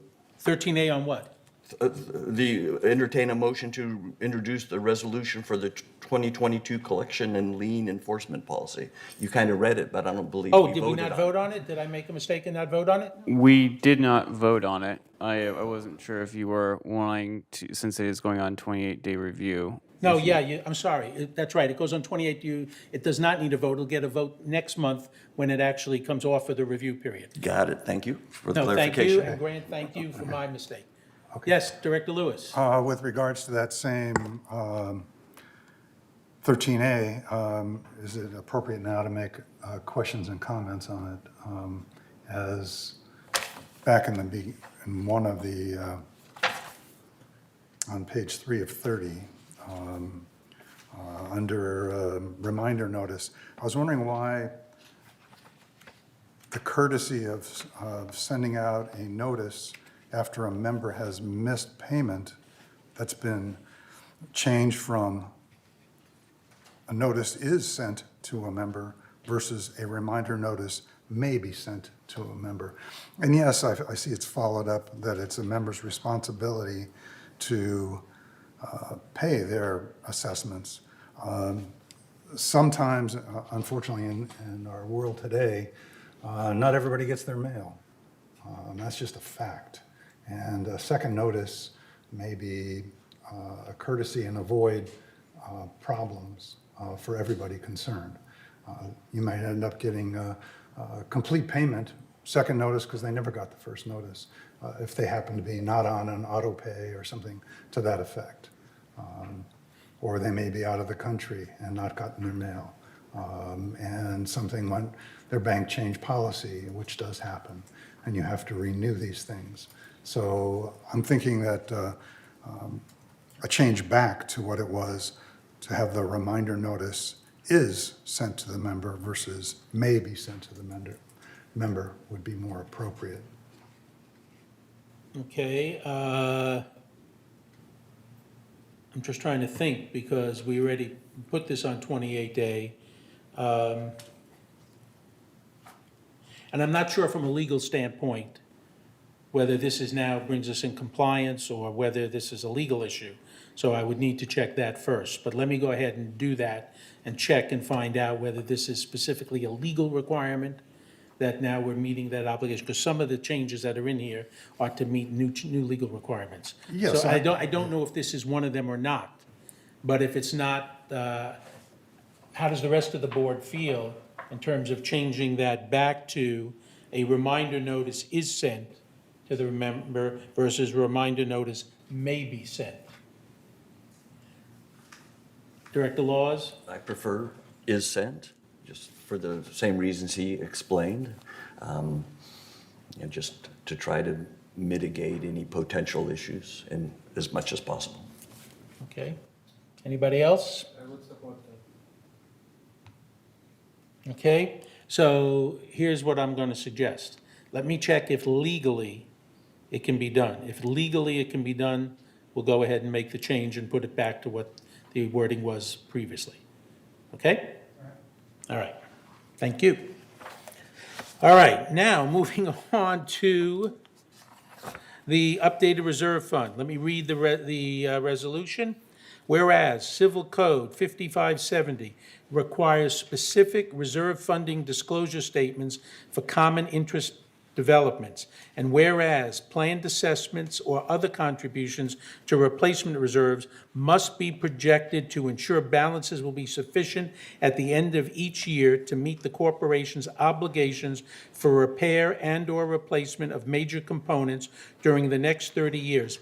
And now therefore be it resolved, October 19th, 2021, that the board hereby adopts the 30-year alternate reserve funding plan as attached, prepared by Association Reserves for fiscal year 2022, and further resolved that Resolution 03-21-60, adopted September 21st, 2021, is hereby superseded and canceled. And resolve further that the officers and agents of this corporation are hereby authorized on behalf of the corporation to carry out the purpose of this resolution. All right? That's what we have before us. And that would go on, that would not, that's just to be approved now. So we need a motion to formally approve that resolution. Can I see your hand? I see Director Cook moves, Director Rain Sosak seconds. Any discussion? Director Lewis reaching for his mic. Yes, I'm not going to vote no on this, but I just want to make a comment that after reading and looking over the reserve plan, it's disappointing. That's all I'm going to say about that now. That we really need to look at our expenses to bolster up the long-term percentage of funding for this community. And hope that over this next year, that all of us here in the committees that we're on can find some money somewhere.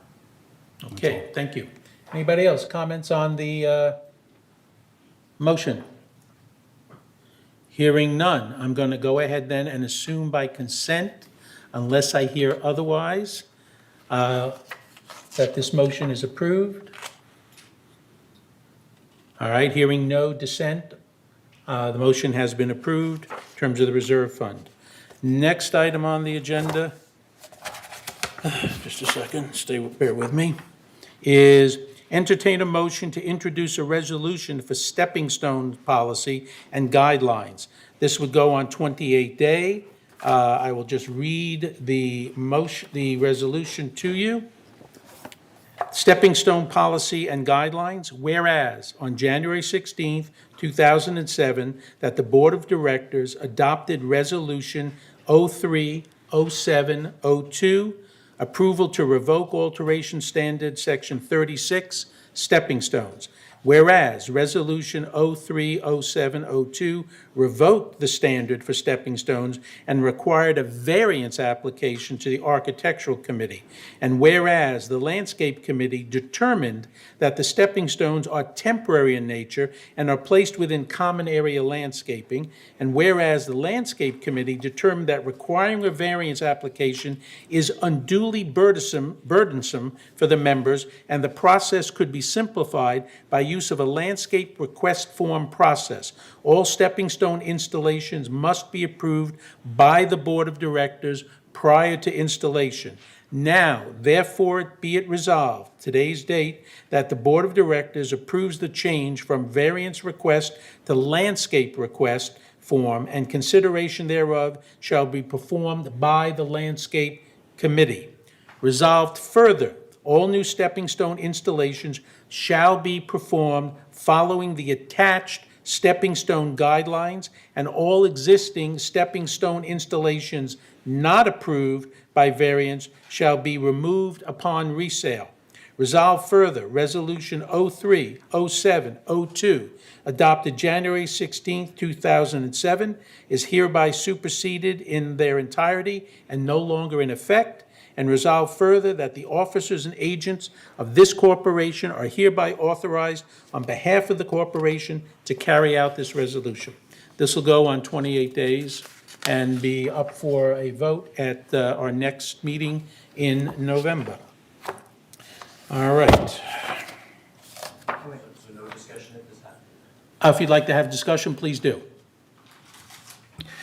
Yeah, I looked at the landscape request form, and I wouldn't know how to fill it out for this. So if it was possible to include a sample landscape request form that was completed to request stepping stones, I think that would be very helpful. Otherwise, I'm guessing these things would go back and forth with somebody filling it out incorrectly, no one knowing what to do, and causing all sorts of frustration and cost. Okay, I think that that can be done before the next meeting, definitely. You have a member comment on this? Yes, from Susan Smallwood.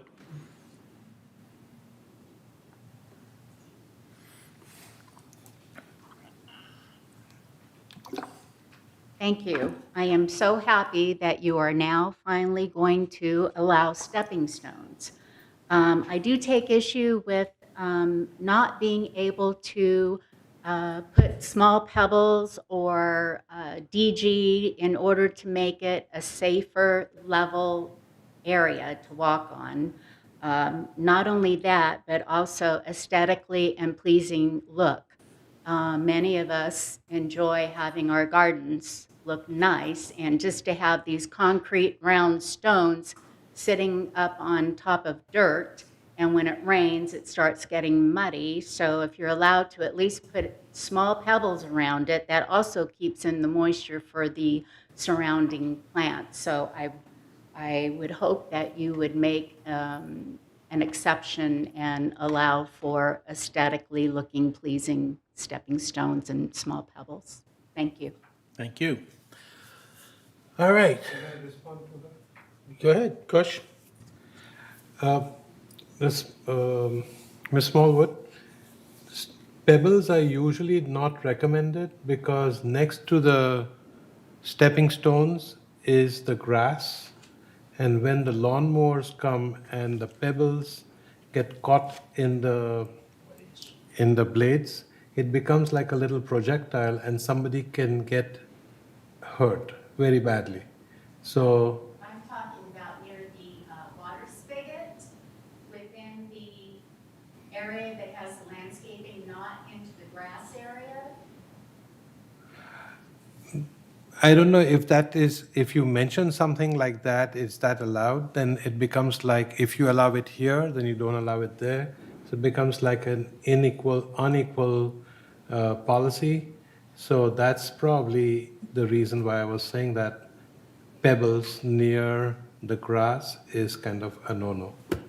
But you can talk to landscape department about that when you fill the form out. Okay, so that goes on 28-day notice. We now will move to the item of approval of resolution to update committee appointments. That was distributed copies to everybody here on the board of the new updated that we removed from the consent calendar. If I could get a motion to approve the updated committee assignments. I see Director Wayne Sotzak, and I see Director Wayne. Seconds. Is there any discussion about this? Yes, Director Laws.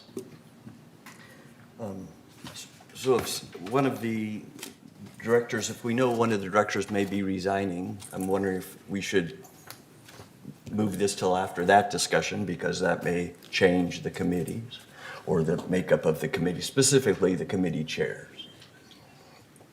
All right, we can do, that's not an unreasonable request. We can do that, certainly. Okay, so you want to move this down rather than up. Okay, so the next item, and I think There's that's... one more comment. Yes? Some of these committee assignments have alternates and some of them don't. Correct. So it's unequal. Correct. Was it done by design? Correct. Okay. Will you please explain when you get the chance? It was just a matter of the way we decided to make the assignments to the committees. That was the decision we made at this point. If we need to look at more alternates at later on date, we'll take a look at that. Remember, we can review these every month. So at this point, that's the way we put the plan together. All right, moving on to the next item on the agenda is board review of a member resignation.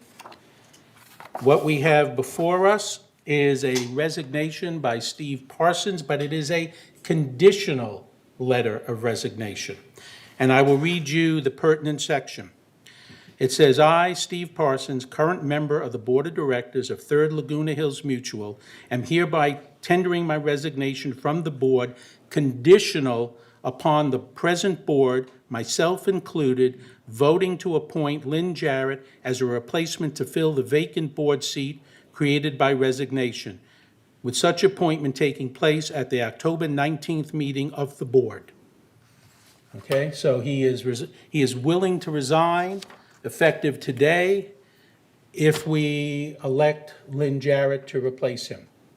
So under section 6.4.6.2 of the bylaws that specifically states, and I'll read, in filling a vacancy or vacancies on the board of directors, the board shall, at an open meeting, A, elect an individual with the expertise needed, or B, elect any one of the candidates at the preceding election whose special qualifications may be needed on the board, or C, elect the candidate who received the next highest vote count at the preceding election, or D, not elect anyone and leave the vacancy until the next election if the remaining term is 100 days or less. So D does not apply in this particular case. A, B, and C apply.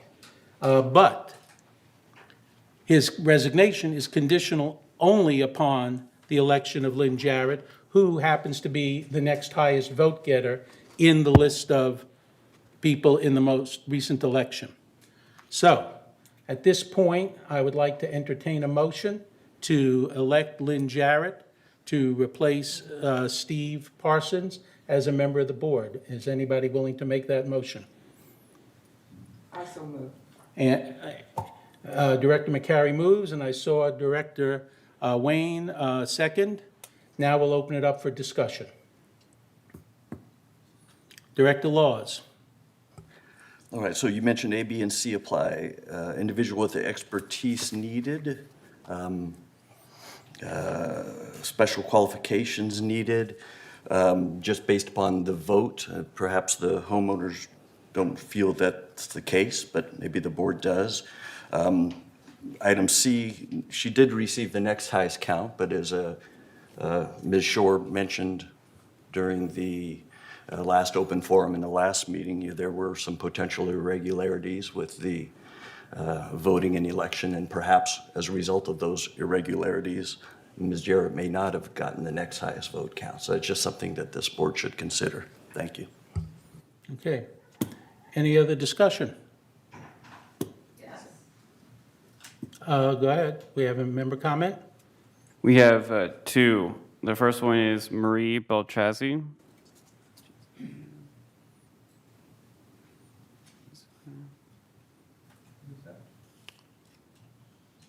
I do not see that she is here. Okay, next one. The second one is Karen Shore. I found the timing of this resignation created quite a chaotic meeting today, which I think you can all agree on. It's led to much angst and distrust in this community.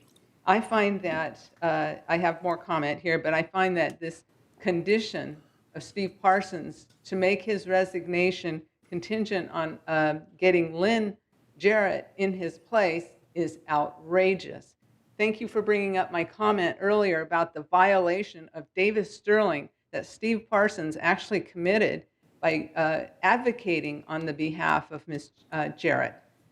Please take that in mind when you make your votes today. If any one of you is considering, and I just find it outrageous. I think we need to make some change on this board. I think these gentlemen, our new board members, have proven themselves that there's much more discussion going on here. You have no idea what it looks like out there, that none of you comment on things. It just looks like groupthink, okay? And if this is the change that's come about, hooray, this is what we wanted, okay? And I also just want to make one more comment. If any of you is even considering maybe leaving your board position at any time soon, I wouldn't blame you if you did today.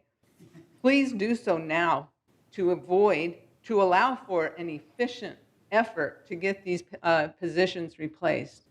Now, please do not go with it. I'd rather have Steve Parsons sit on this board and endure whatever it is he can't stand that he has to resign than to allow this charade to go on with this conditional resignation.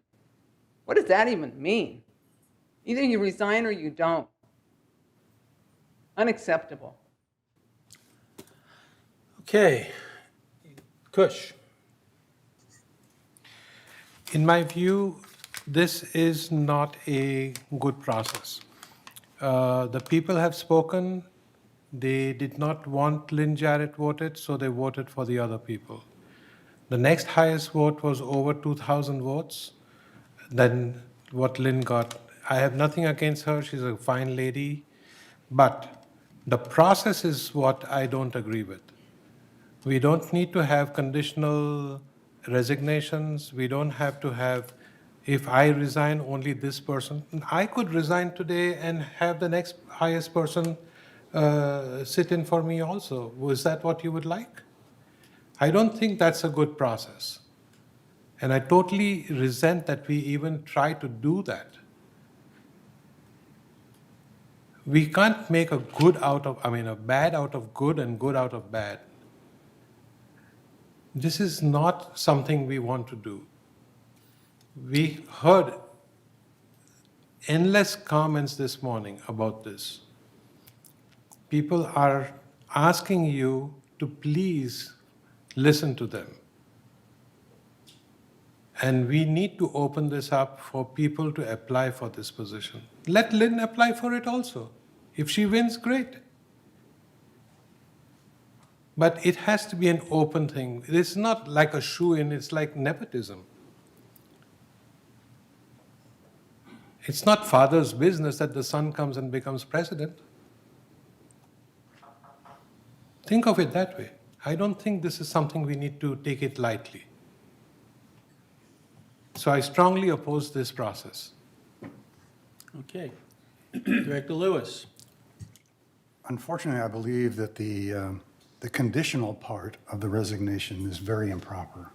Very what? Improper. Resignation, great. Lynn may be, according to our bylaws, be selected. But unfortunately, this condition and the resignation puts a cloud over it. And that's a big problem. And I would recommend against this. That's all I can say. Okay. Any other discussion? Yes. Director Wayne. Is this legal? Yes, it is. We've had other resignations that have been conditional resignations, yes. Thank you. Any other discussion? I would like to say something. Please come to the microphone.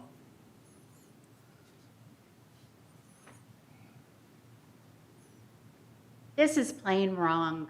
You're not listening to your residents. And if you allow this to happen, you'll be flooded with emails. You'll be flooded.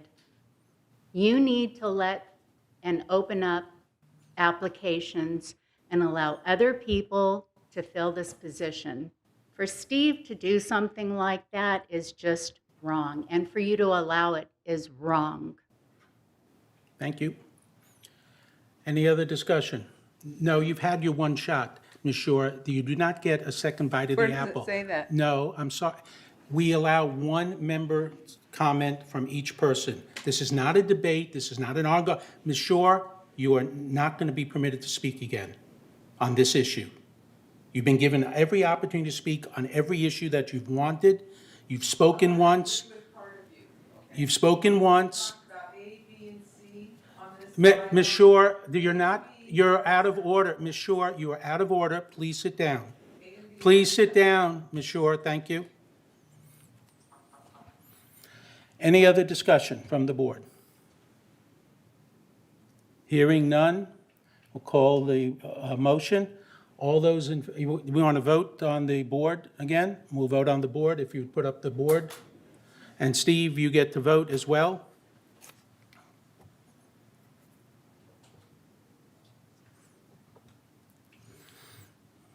Anybody are having technical difficulties, you can simply tell me your vote and I can input it for you. Could we define the motion? Oh, yes. The motion is to elect Lynn Jarrett in place of Steve Parsons, and Steve Parsons' resignation will take effect immediately upon the election of Lynn Jarrett. That is the motion. That's his condition for resignation.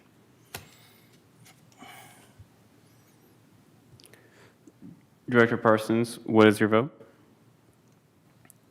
Yes.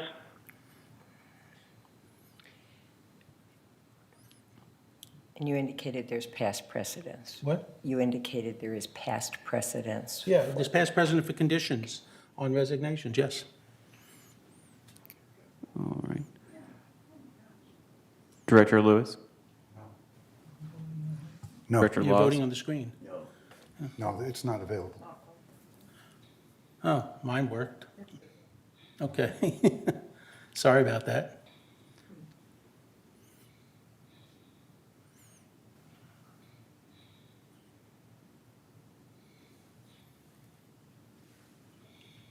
Director Rain Shostak?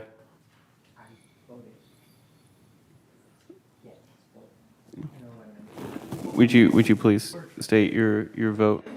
Yes? Okay. My buttons light up, but they don't seem to go anywhere. Okay, so the vote is 7 yes in favor of electing Lynn Jarrett to replace Steve Parsons. Steve Parsons, you're excused from the board. Thank you for your service. Lynn Jarrett, if you would please come up and take your place on the board. And now we will move to deciding on a secretary. Wait for Ms. Jarrett to come to take a seat.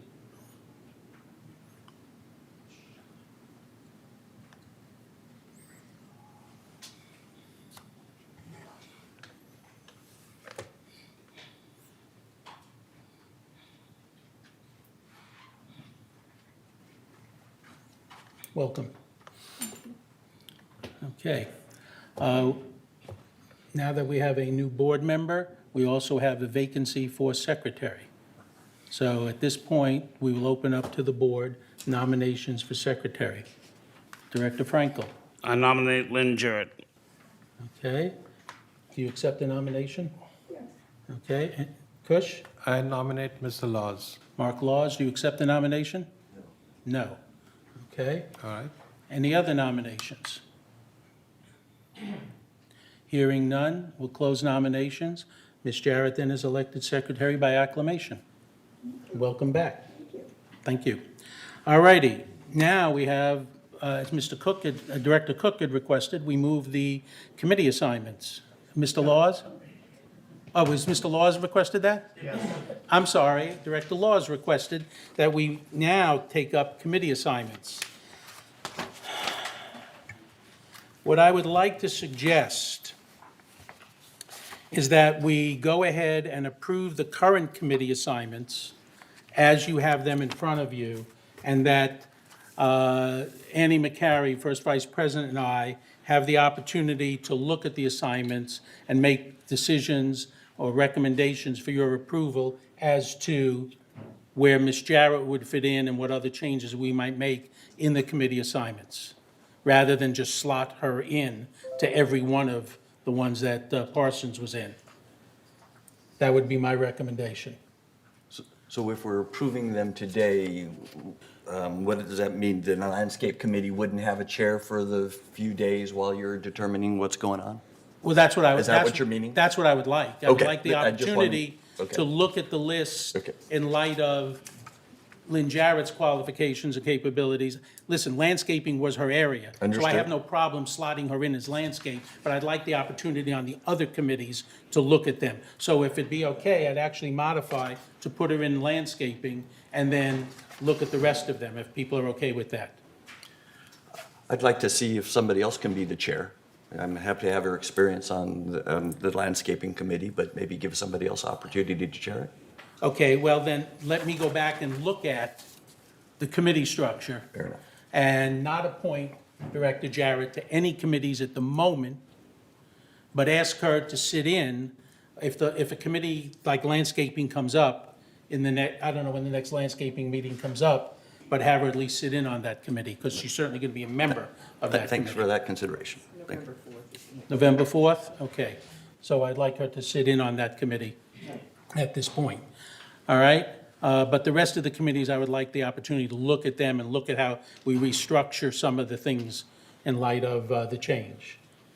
If that's acceptable, then I'd like to actually approve this with Lynn Jarrett being on the Landscape Committee, but not being the chair of the Landscape Committee at this point. We'll send it with no chair at the moment, and we will proceed, Annie and I will proceed to look at the list of people. Yes, Kush?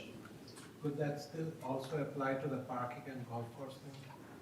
Because Steve Parsons was the chair, I think. Well, then I'm just going to leave that, I'm going to leave that open at this point in time. I'm going to leave all Steve Parsons' other positions open for the moment Good. until we get a chance to look at the overall structure, if that's okay. Thank you, sir. Director Cook moves. Do I get a second?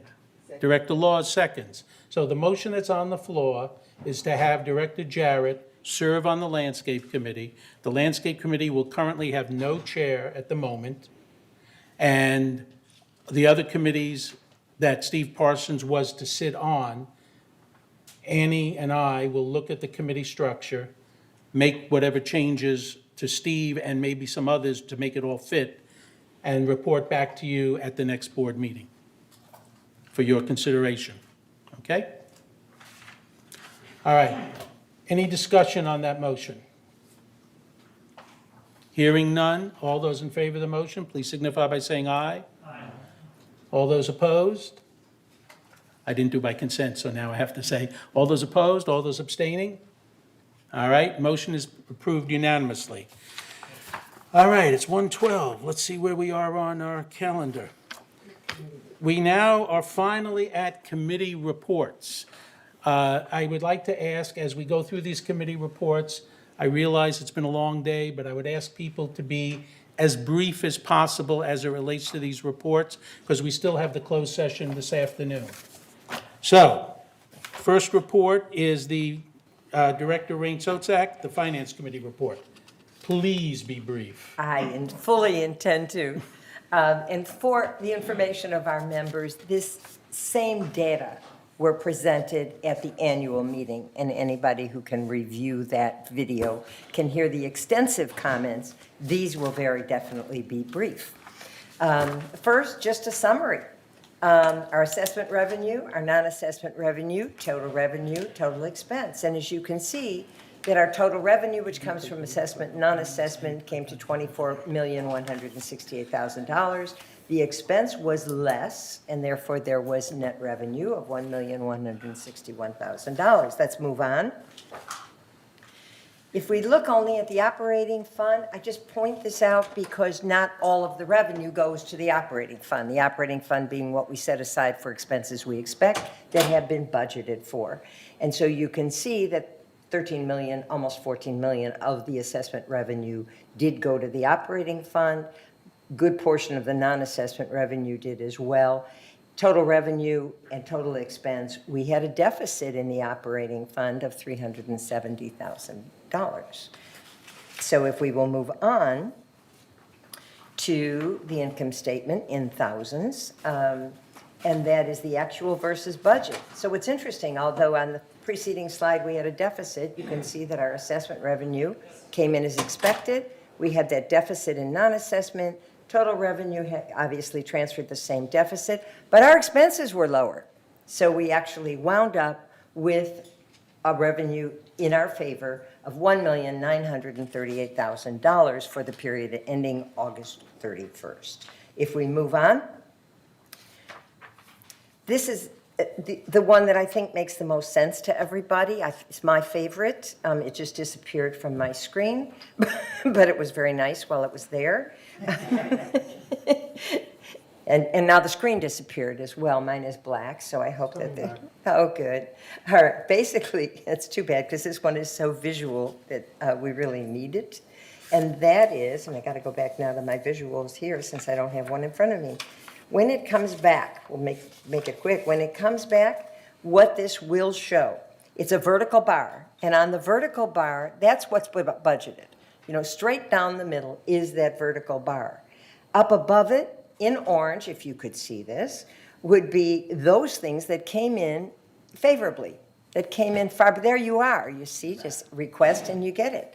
And you can see that our favorable to budget were outside services, employee compensation, and those are very large pieces of our budget, legal fees at $67,000 less than budgeted, and materials and supplies, which also came in favorably.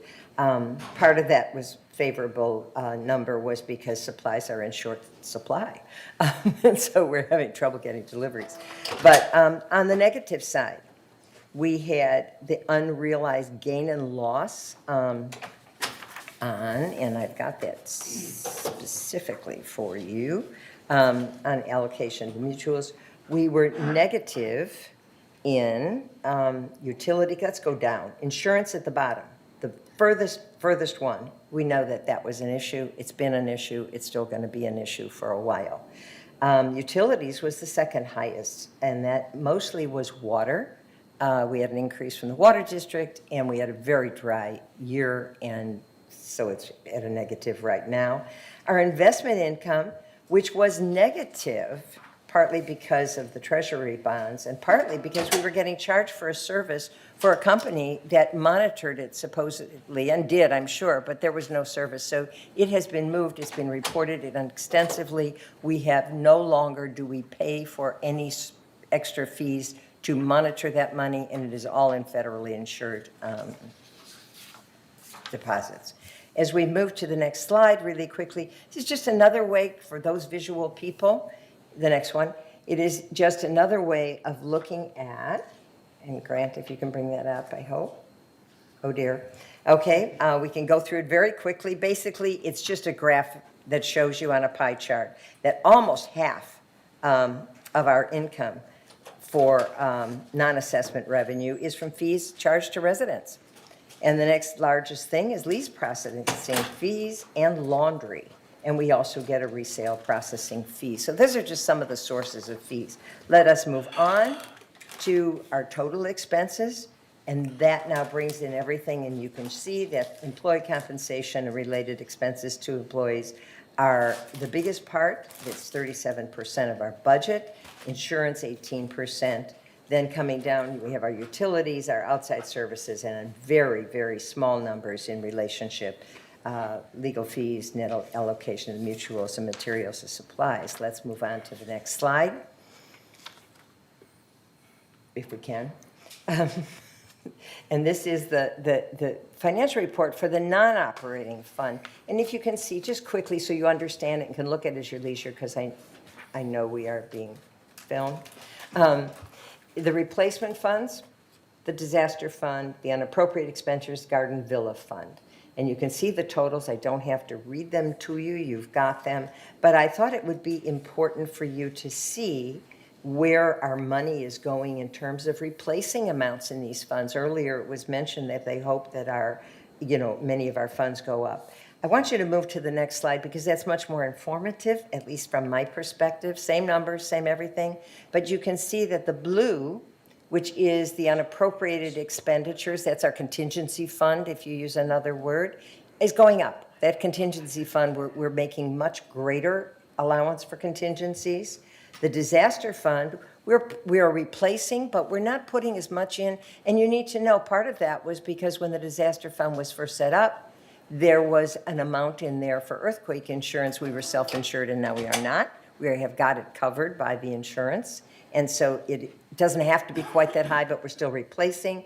And the replacement funds, because our community is aging in terms of our structures and our facilities, is also going up. And the best part of this, and that is my concluding slide, the best part of this is the resale history, and it is something I think you'll all be happy to see. Those bars down on the bottom are just broken down by months. What you want to see is that box up on the top.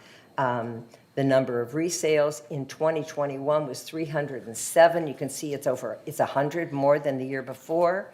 And the average resale price has gone up every single year, and the average price this year of resales compared to last was $40,000 per manor. So that concludes the financial report. For more in-depth, you are encouraged to do two things. One is to look at the video from the annual meeting where there was an extensive report. And second, I would like to invite everybody who has any interest in our financial side, please attend our meetings. They are the first Tuesday of every month at 1:30 in this room. And that concludes my report. Yeah, before we move on to the next report, I just want to share with the members something that we've talked about. We want to encourage all members who might have an interest in serving on a committee. We have openings for advisors, and we'll be doing this more next month. But I just want to give people a heads up now. If you are interested in serving as an advisor to a committee, please submit your name and your credentials that make you appropriate to serve on that committee as an advisor to the chair of that committee. That's the person who will receive the information, and then the decisions will be made as to who the appropriate people are to assist us as advisors.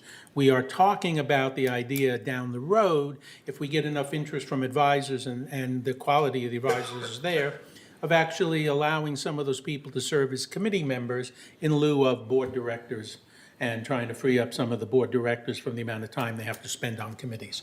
So that's something that we are going to be pursuing, and that's one of the things that Director Lewis has actually brought forth, and you can thank him for moving in this direction.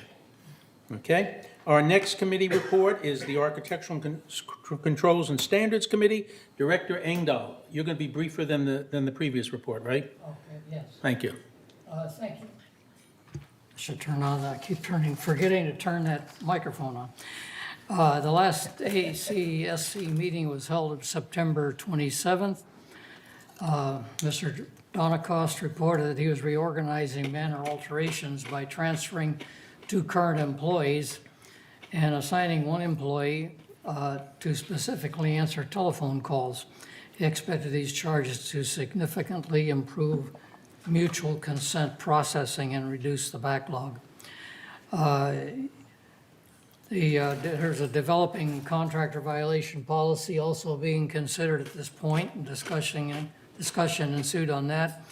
This policy is intended to address a continuing problem with at least some remodeling contractors and either not understanding or not following certain procedures or regulations here in Laguna Woods.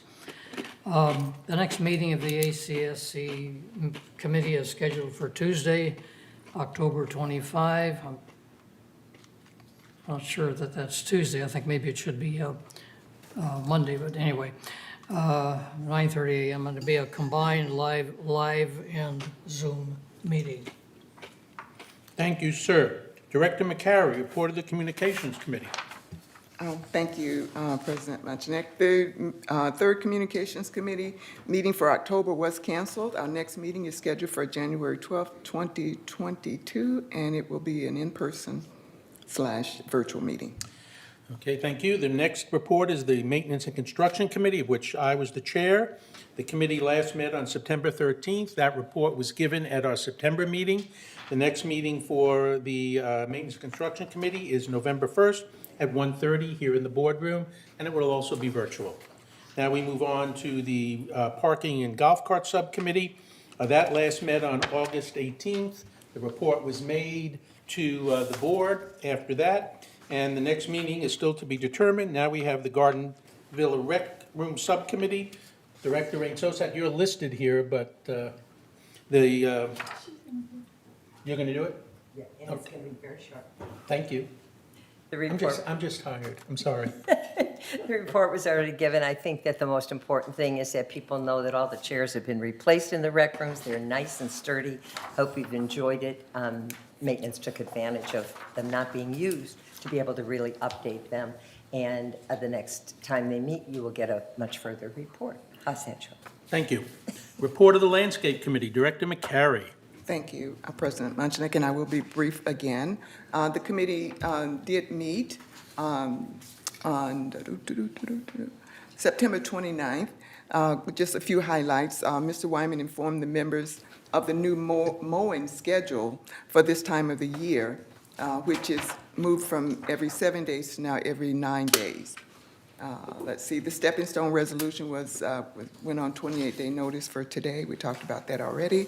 Landscape Director Kurt Wyman discussed the latest herbicide testing because the Finalia herbicide we use now costs about $80 per gallon. We're looking for a safe product that's non-toxic and that is cheaper than, and that will also do the job. He did speak about the budget, which he knows was not increased. Now we're paying approximately $81 per man per month for landscape. If we add another cycle, that would add another $10 per man per month.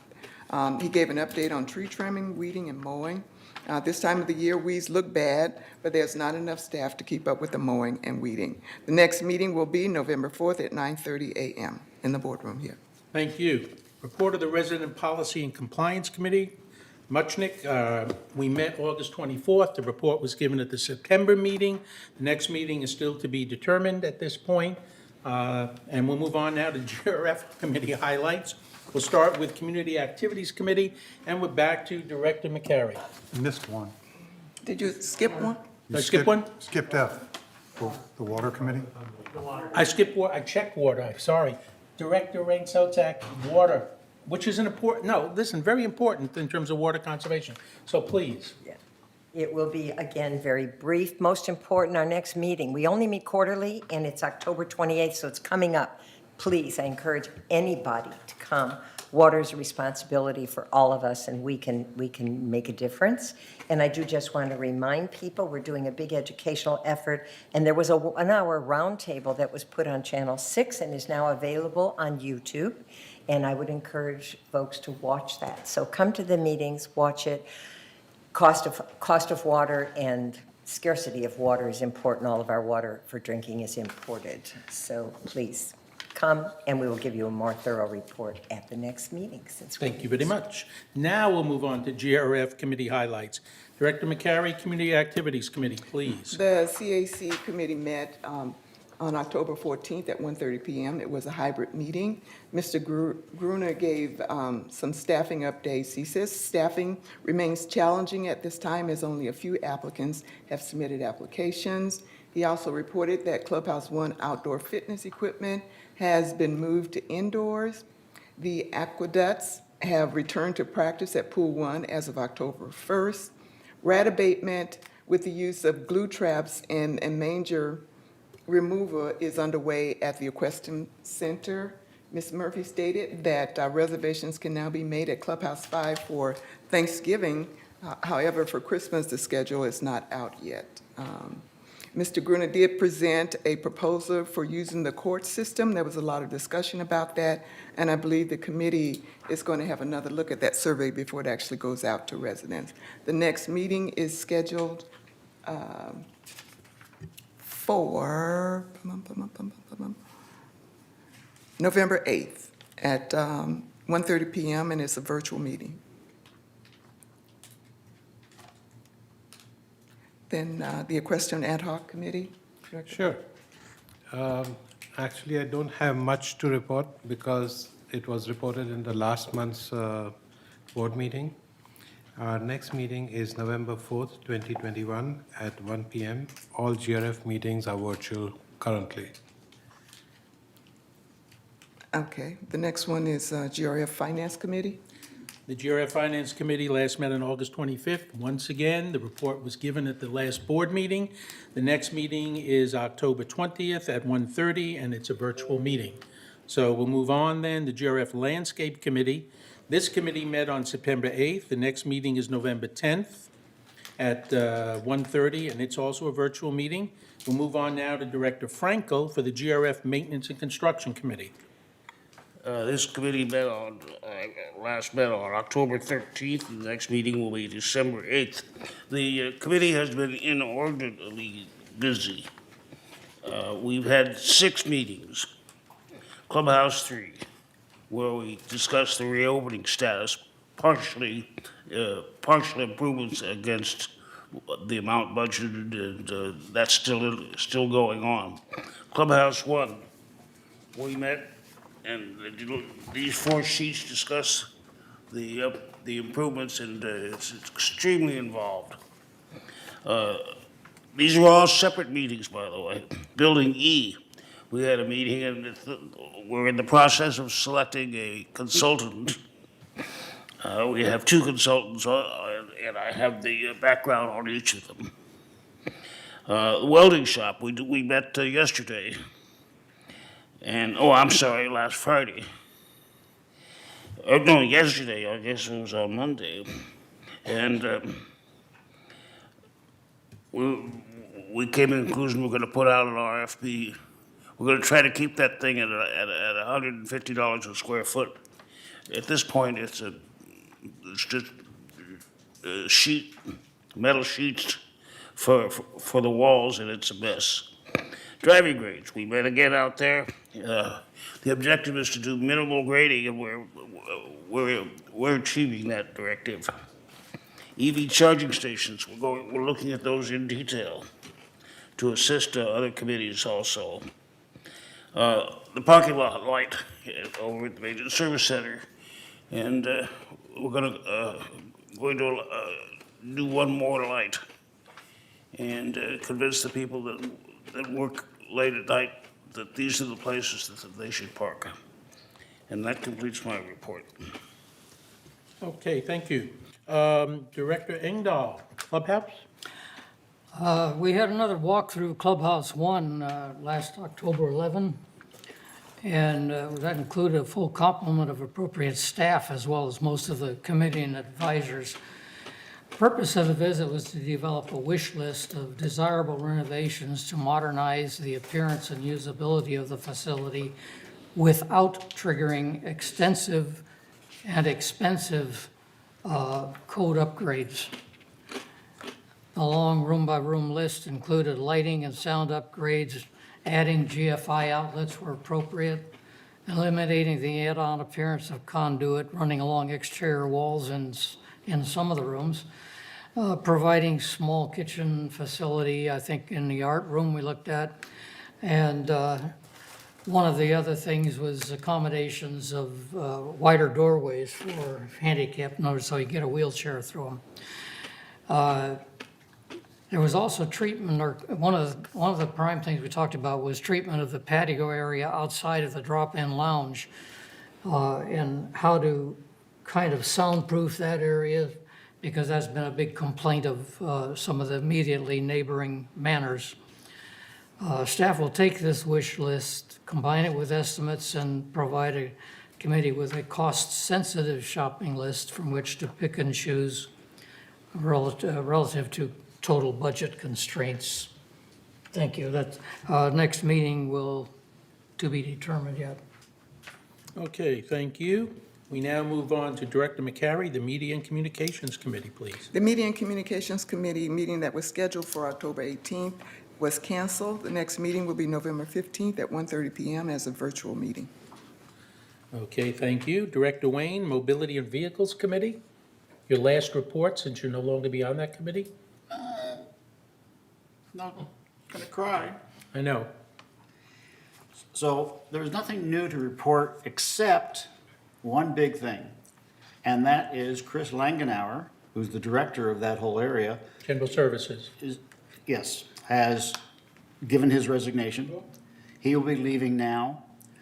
He's moving to Texas, but he is going to be coming back and forth for the next couple of months to help us. Correct, and there's a search underway for his replacement. Yep, and he's going to come back to help us on that. Okay. Okay. Thank you. Next is Director Bada, Security and Community Access Committee, please.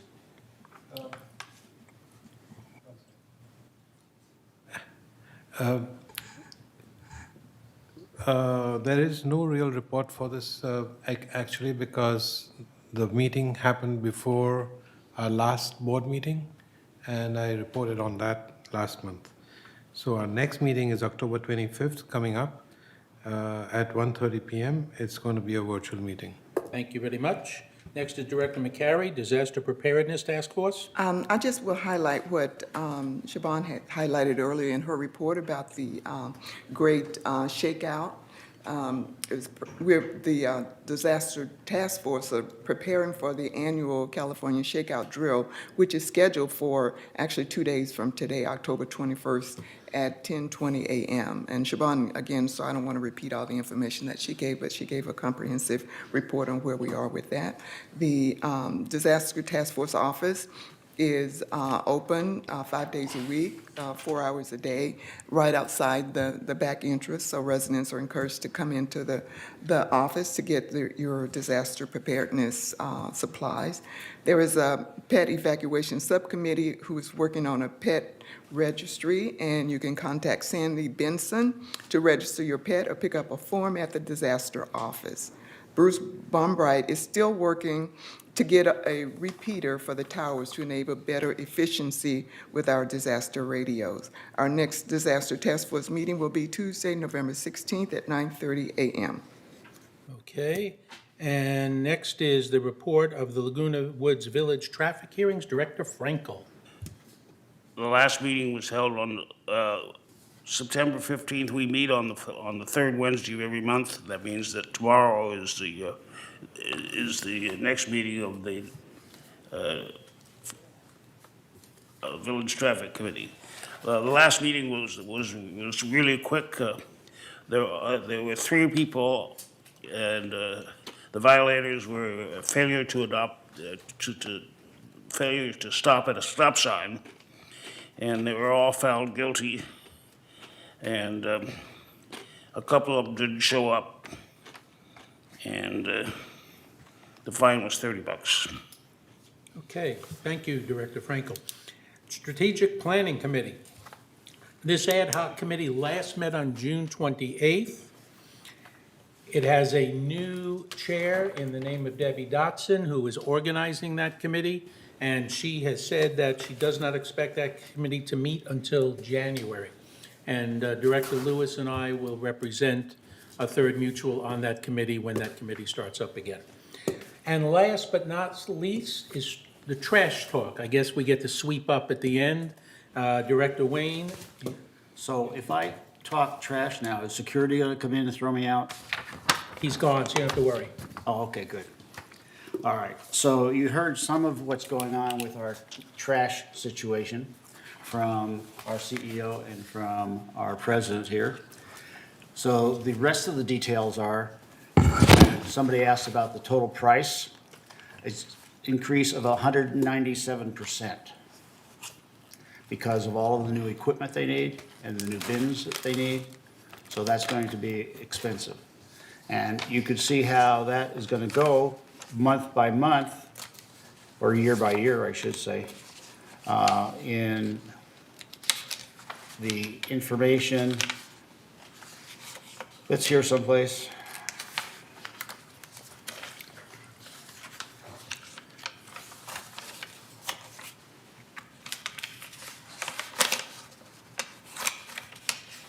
Didn't we already talk about what that was?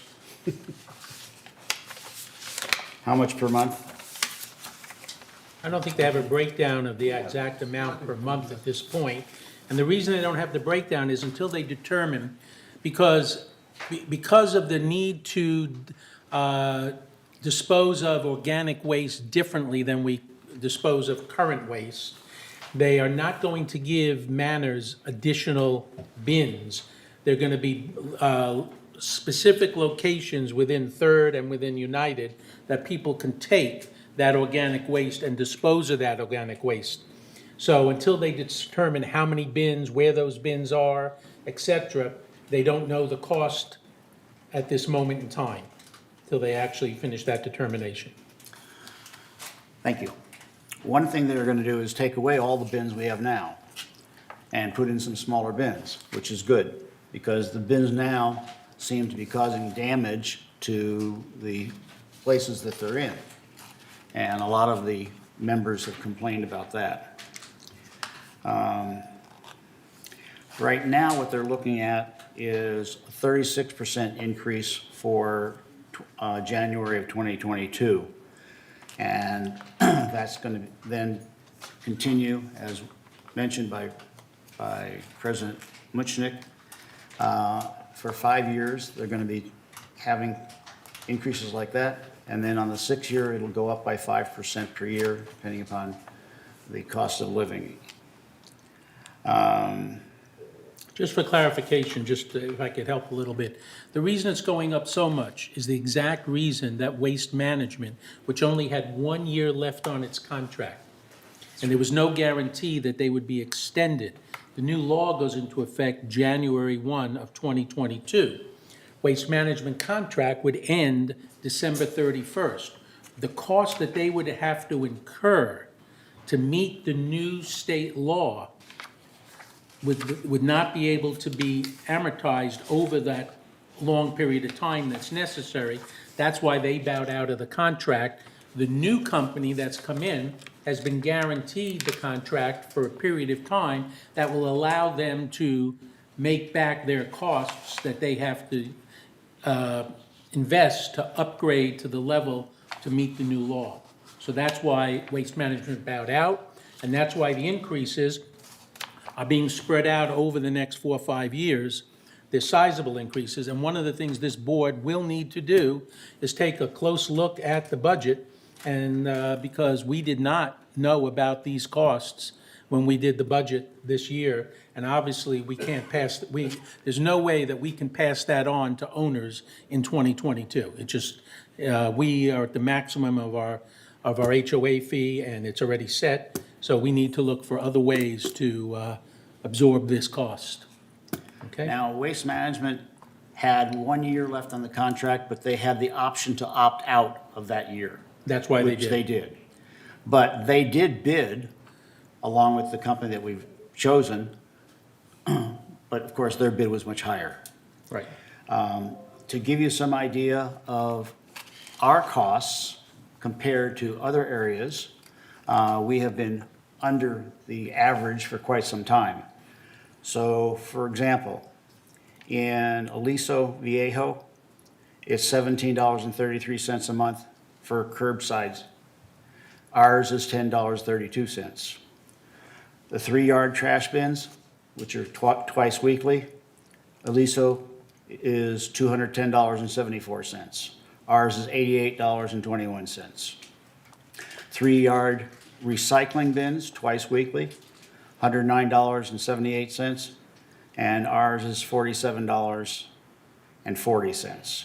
So there's an example, and checking with Laguna Hills and Laguna Niguel and Mission Viejo, those are even higher than the examples that I just gave you. So we've been very fortunate over the years, and now it's caught up with us. Can I ask Director Laws. questions during this time? What? Can I ask questions during this time? Absolutely. So how much does Third Mutual pay per year, 2020, yeah, for trash?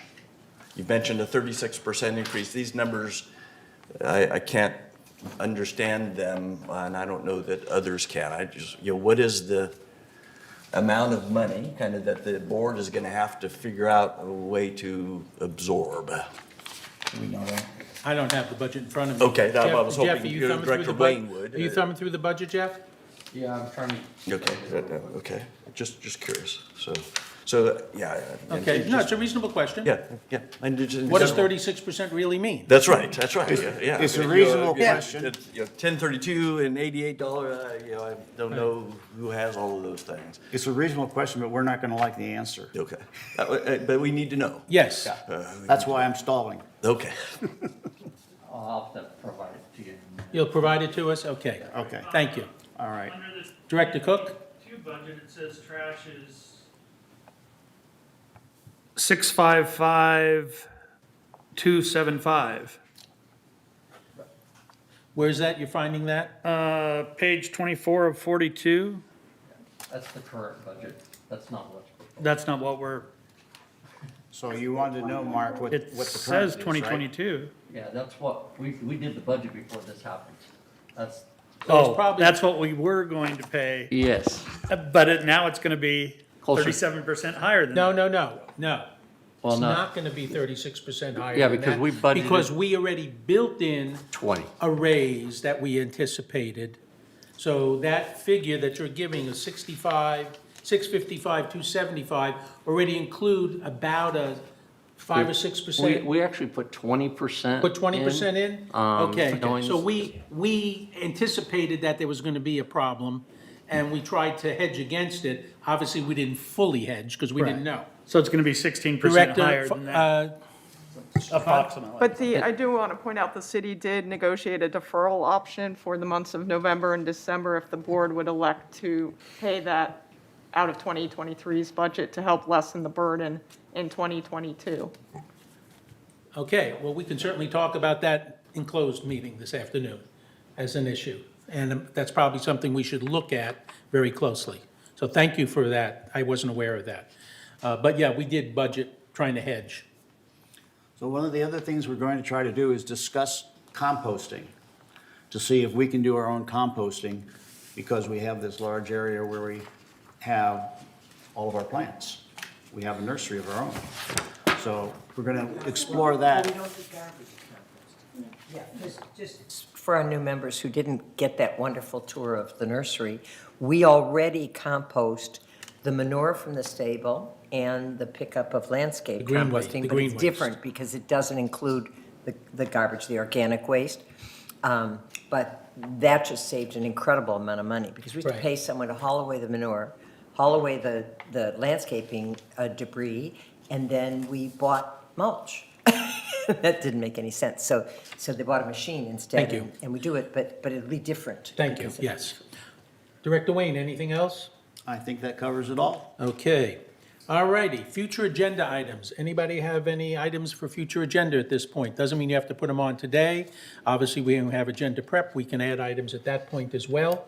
But if you have any right now. All right, director comments. Let's go ahead and start. Director Lewis, we'll give you the first opportunity for a final comment. My only comment is that I think we all need to work hard in every department to see where we can better serve the community by doing things a little more efficiency. We talked about alterations being one that needs the most help within VMS, and we need to be able to rewrite some of our requirements so they can be a little more efficient, save a little money for our residents, and get things done in a more efficient way, as well as finding monies in other areas to save money. We talked about water. There's a lot of runoff in this community, so that needs to be looked at in the landscape committee. I've been sent many, many pictures of rivers running down the street, which means timings are off on our landscape watering, and that needs to be adjusted to save us, hopefully, a significant sum of money. Okay, well, that's one of the reasons you've been appointed to the Landscape Committee, sir. So you'll have every opportunity, hopefully, to help us with that. Director Laws, final comment.